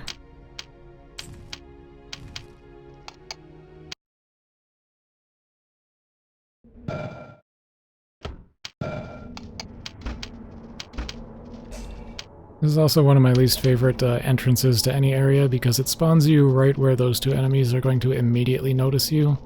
So it's very difficult to get out of there cleanly without having to stop, draw your weapon, get hit, use a cleansing tonic, all of that.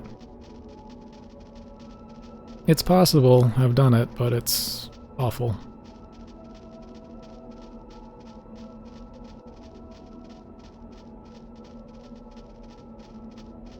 So once again, those first two enemies that noticed me, they have about the same movement speed that I do, so they're just going to chase me all the way to the end, and that's also going to stop all the rest of these enemies from noticing me.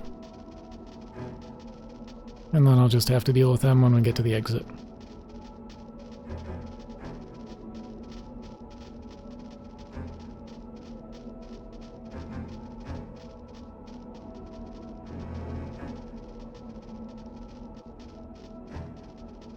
Yeah, most of this area is just trying to find the optimal lines to run to, not waste any time.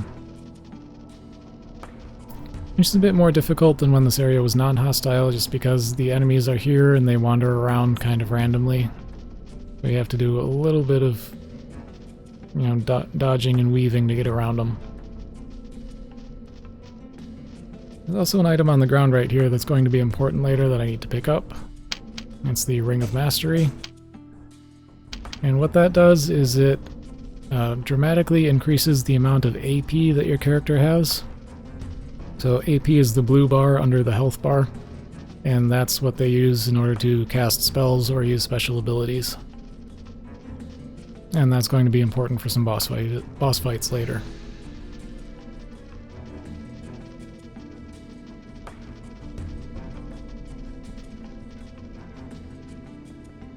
Alright, so here's the exit. Just need to get rid of these enemies before I can go through. Unfortunately, that means at least one of these giant golems is going to notice me, and they have quite a bit of health. Also, unfortunately, one other enemy noticed me. Now, here I am just trying to figure out what that was. Luckily, it was this thing, which doesn't take very much to kill.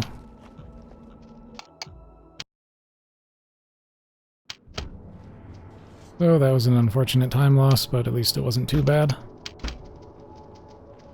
And here we are in the palace, and we're just going to deal with the prince and the queen. So the gimmick with this fight is that the prince is immune to physical damage but weak to magic, and the queen is immune to magic but weak to physical damage. Luckily I've got all these Inferno scrolls, so that deals with the prince very quickly.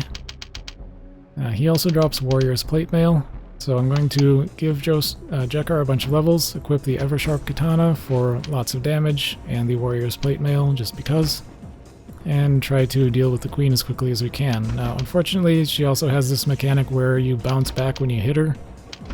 I'm trying to cancel that effect by opening and closing a menu very quickly right as I deal damage.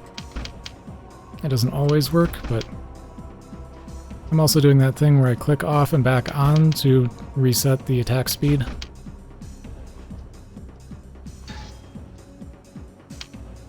She's also not much of a threat, so I'm not worried about her hitting me with her little knife.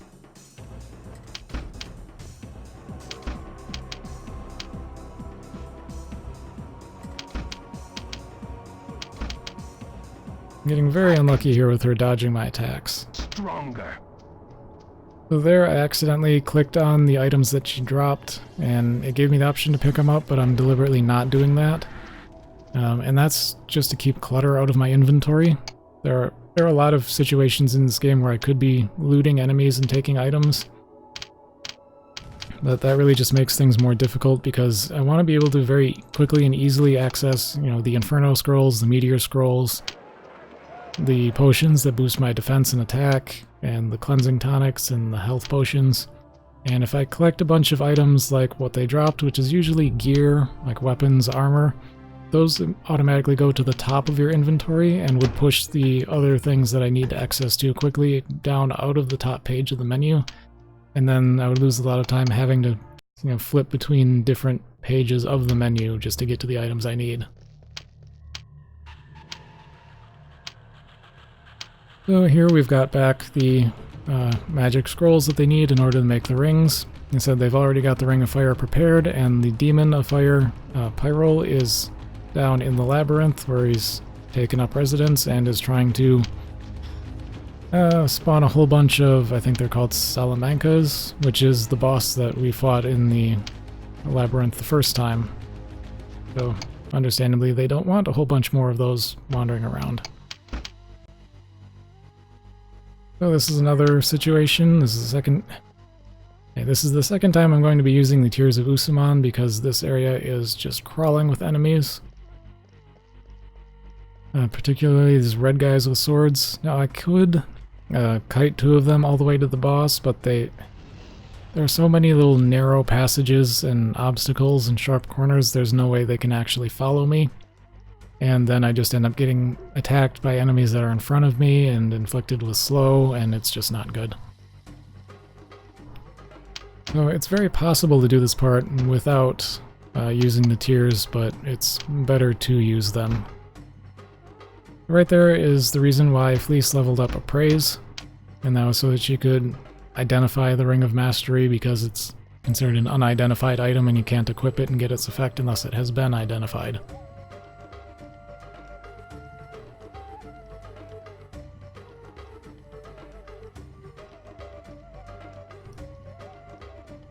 Also, just shout out the music in this area. It's really nice.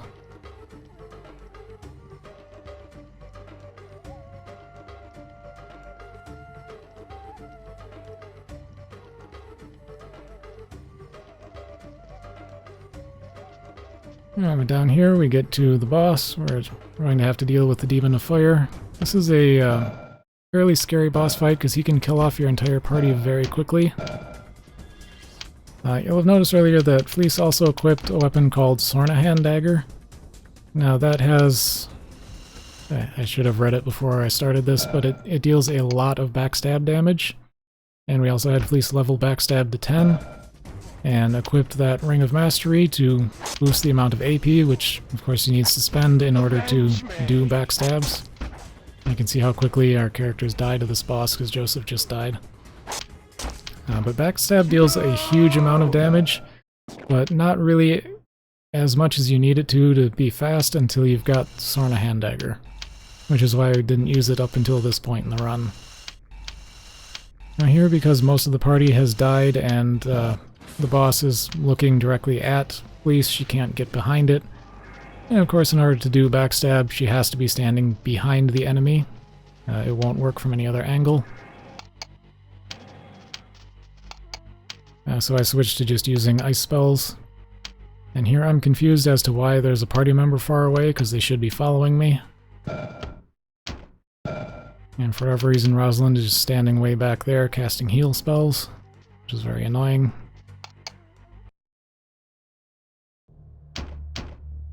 Especially considering as soon as you leave that area, you get all your health back anyway.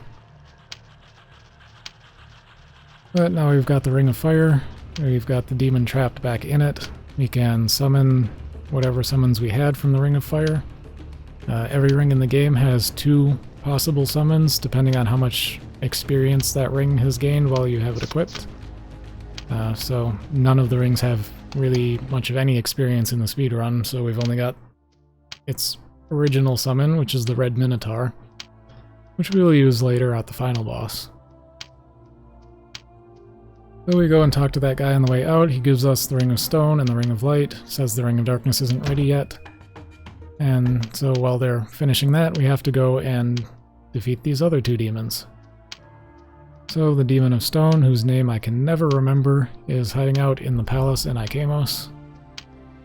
So that's where I'm headed first. We're going on an adventure! Now, as has been the case with other areas in this continent in the second half of the game, the environment has changed. So with Iona and Linnell, it's winter, and here in the swamp, it's completely dried up. So all of these waterways that I had to go around the first time, I can just walk right over. Well, that's nice, it's much faster this way.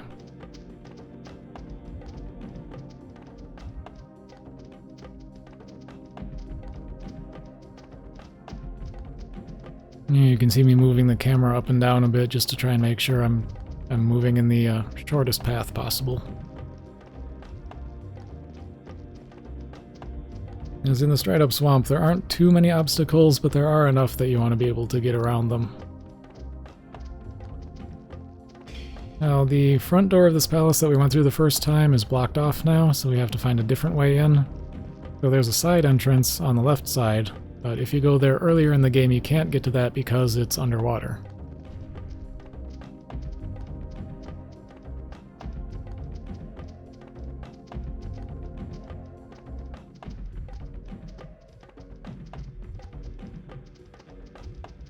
So just having Fleece do the run because she has the fastest movement speed.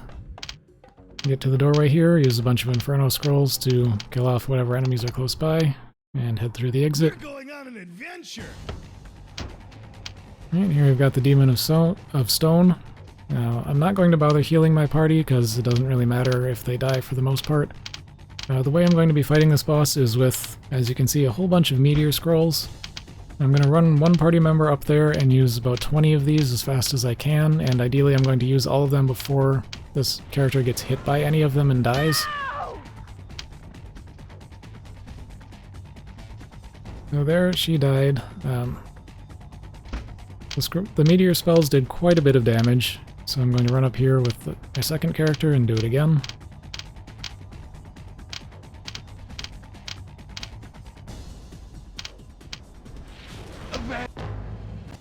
So he died from the meteor scrolls, but so did the boss. Then we just leave. We're going on an adventure.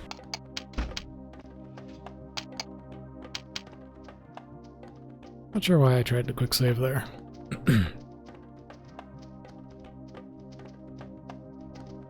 Yeah, but now that that boss is dead, we just have to get back out of the swamp. You can get really lucky here. Your other party members are in combat, and there's a chance that they'll just die in combat and you won't have to do anything. Unfortunately, that did not happen in this run, so I had to do something myself.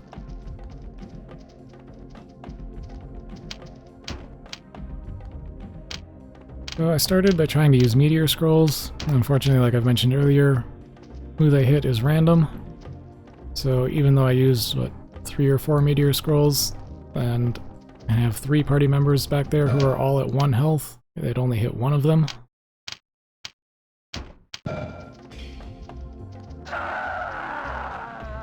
Again, I used 3 more, and those 3 only hit one of them.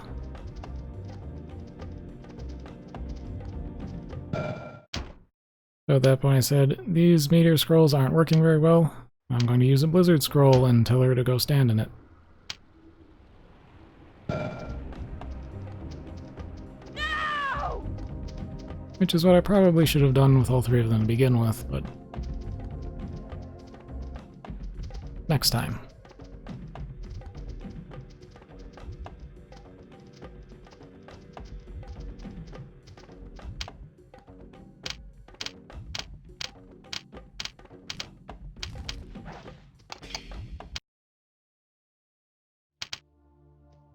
Alright, so there we've recaptured the Demon of Stone. Now I just have to go get the Demon of Light. That one's hiding out in Iona. Now, weirdly enough, it's inside the library where we just were about 10 minutes ago. And for some reason it wasn't there 10 minutes ago, but it's there now.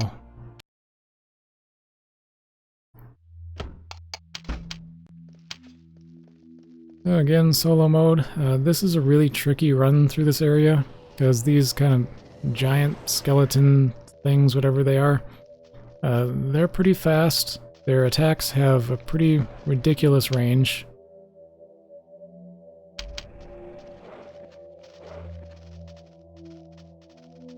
And they're also pretty good at losing track of you, so this one in front of me could have just noticed me right then and hit me before I could even react to it, so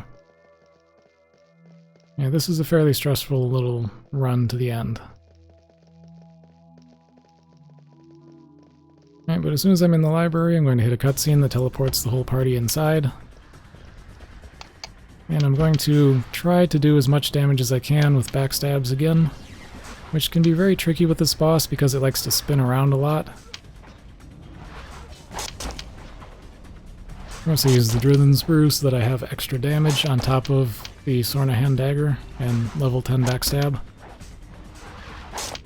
You can tell some of these aren't doing very much damage. So there's one there that did over 300, which is kind of nothing. And here is really unlucky that it did this grab attack with Fleece, so I have to just switch to a different character to, do any damage. And the best way to deal damage outside of backstabs is Inferno Scrolls, so I got to stand here and spam Inferno Scrolls for a while. There, I'm trying to switch back to Fleece to do more backstabs, but she was still trapped in the grab attack animation, so couldn't do that. I'm trying it again, still can't. More scrolls. I think it was right about here I noticed she was running back into the fight, so I had to do more backstabs again.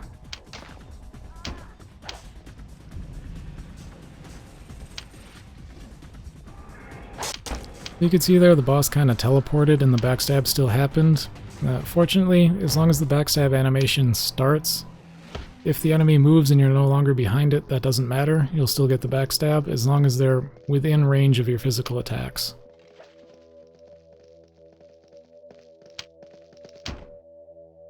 That's there. I'm just telling Fleece to run and getting the rest of these party members into the fire.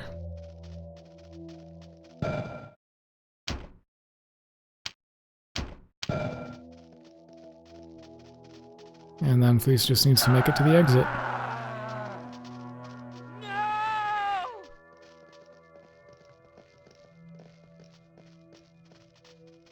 You can tell I make some weird moves when I'm getting close to some of these enemies. That's just trying to anticipate that they're about to swing at me and try to avoid it.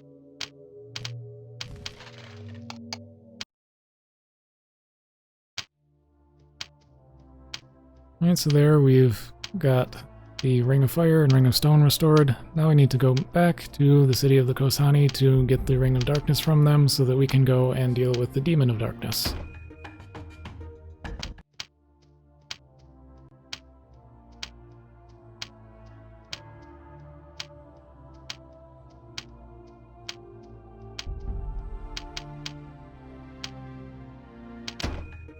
Yeah, so here I'm just doing quick saving and quick loading on the world map to make sure that I don't get any random encounters.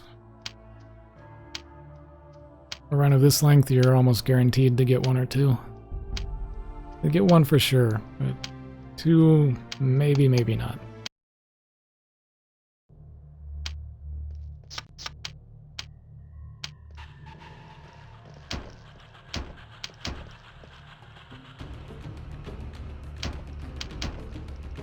Here again, I need to talk to that guy who's standing by the exit once I'm done talking to the people in that main chamber. So I'm just trying to get the party split up to save a little time.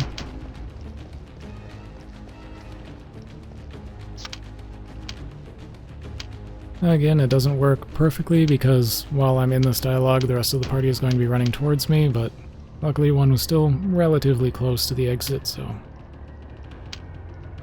it was a bit of a time save. We're going on an adventure! And now we're approaching the endgame. We just have to get through Linnell again, back to the Temple of Uroth, because that's where the Demon of Darkness is hanging out.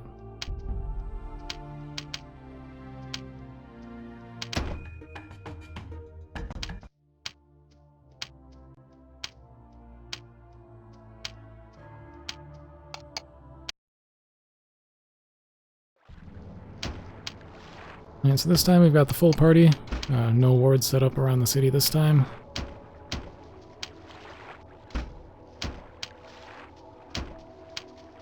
There, I was making a point of Jekar getting into the Wall of Fire first because he has the most health and is also wearing a pretty hefty set of armor.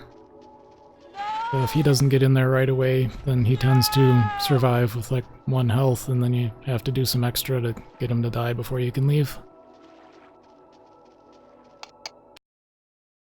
We're going on an adventure!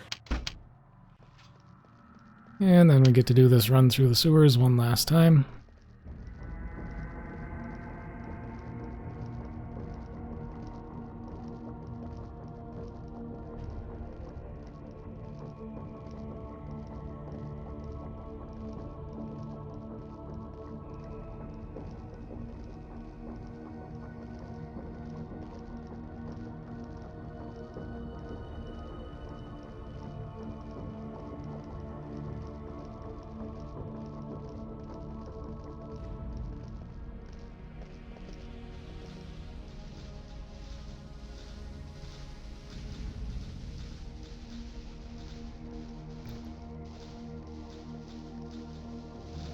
It's kind of funny, these enemies that I've got following me, they're gigantic, but they don't actually have very much health. They can be really fast though, and can get sudden bursts of speed that'll actually send them all the way out in front of you. So, that's not good when it happens, but it's kind of funny. We're going on an adventure! Alright, one last run through the city. Again, it spawns me right where these two enemies are going to see me, but if I use the Tears of Usaman quick enough, they won't notice me and I can just get out of here. And this is the third and final use I have of the Tears of Usaman.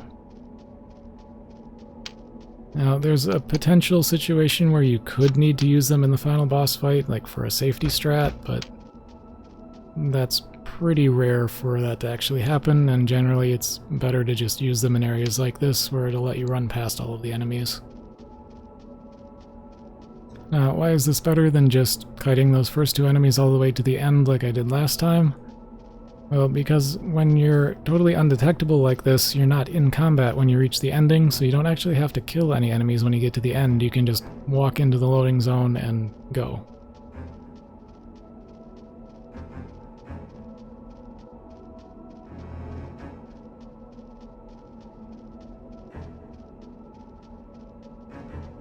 So this final boss fight is another one that relies pretty heavily on Fleece using backstab, because that's going to put out an extreme amount of damage in this fight. More than anything else I could possibly do.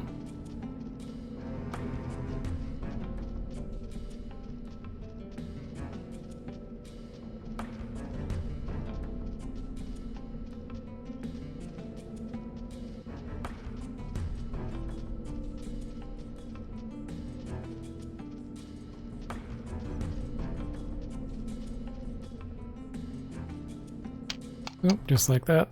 We're into the final boss fight. Going on an adventure! So here I immediately pause so that I can heal up the party members and have Fleece use that Drithen's Brew. I'm going to unpause, have these characters take out their weapons. I'm going to send Jekar up here first to hopefully get the boss to target him, which it did. It's good because that means Fleece can actually get behind him. Now there's a weird giant collision box right behind the boss. That's where the altar used to be in this temple. And so you just can't walk there normally, so you have to get the boss to turn and look at another party member in order to do backstabs at all. Here I equipped Fleece with one of her other skills, which is Trip, because I want the boss in this phase to fall down. He's targeting Fleece directly, which is a bit unfortunate because that means she can't backstab, and also unfortunately she died, so I had to reload here.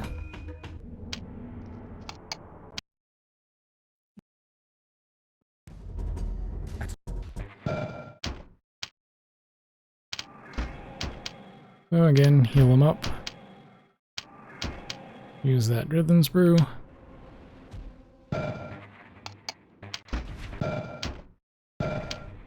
Tell Joseph to summon that red Minotaur, just so we've got one more person in this fight. Send Jekar up there to hopefully get the boss's attention, which worked again. And you can see there, that's why Backstab and Drithen's Brew are so good, because it just one-shot the first phase of this boss. Now here I get really unlucky. This phase of the boss can knock you down just by you hitting him with a melee attack. It's kind of random whether or not that happens, but it's really unfortunate that it happened to Fleece so quickly. Now here I went into solo mode just so that she could run a bit faster, and that's not going to interfere with the other party members attacking him because they were already attacking him. They're going to keep doing that once I go into solo mode. And also here I realized that I had to equip Trip again to try and knock him down. The reason I want Trip, even if this boss is not directly targeting Fleece, if he's tripped onto the ground, he takes even more damage from backstab. So there, I got him to fall. Here's the backstab, and he's dead. Now we're into the final phase of the boss fight. Use Drithen's Brew again, because as it goes from one phase to the next, Drithen's Brew wears off. And again, I'm sending Jekar in there first to try and get the boss to pay attention to him. Because if the boss is looking at Fleece during this part, you just lose a ton of time because you can't backstab. There are 3 backstabs and he's dead, And then we just run to the ending cutscene and time. Good news, everyone! So that was a speedrun of Summoner for the PC from 2001.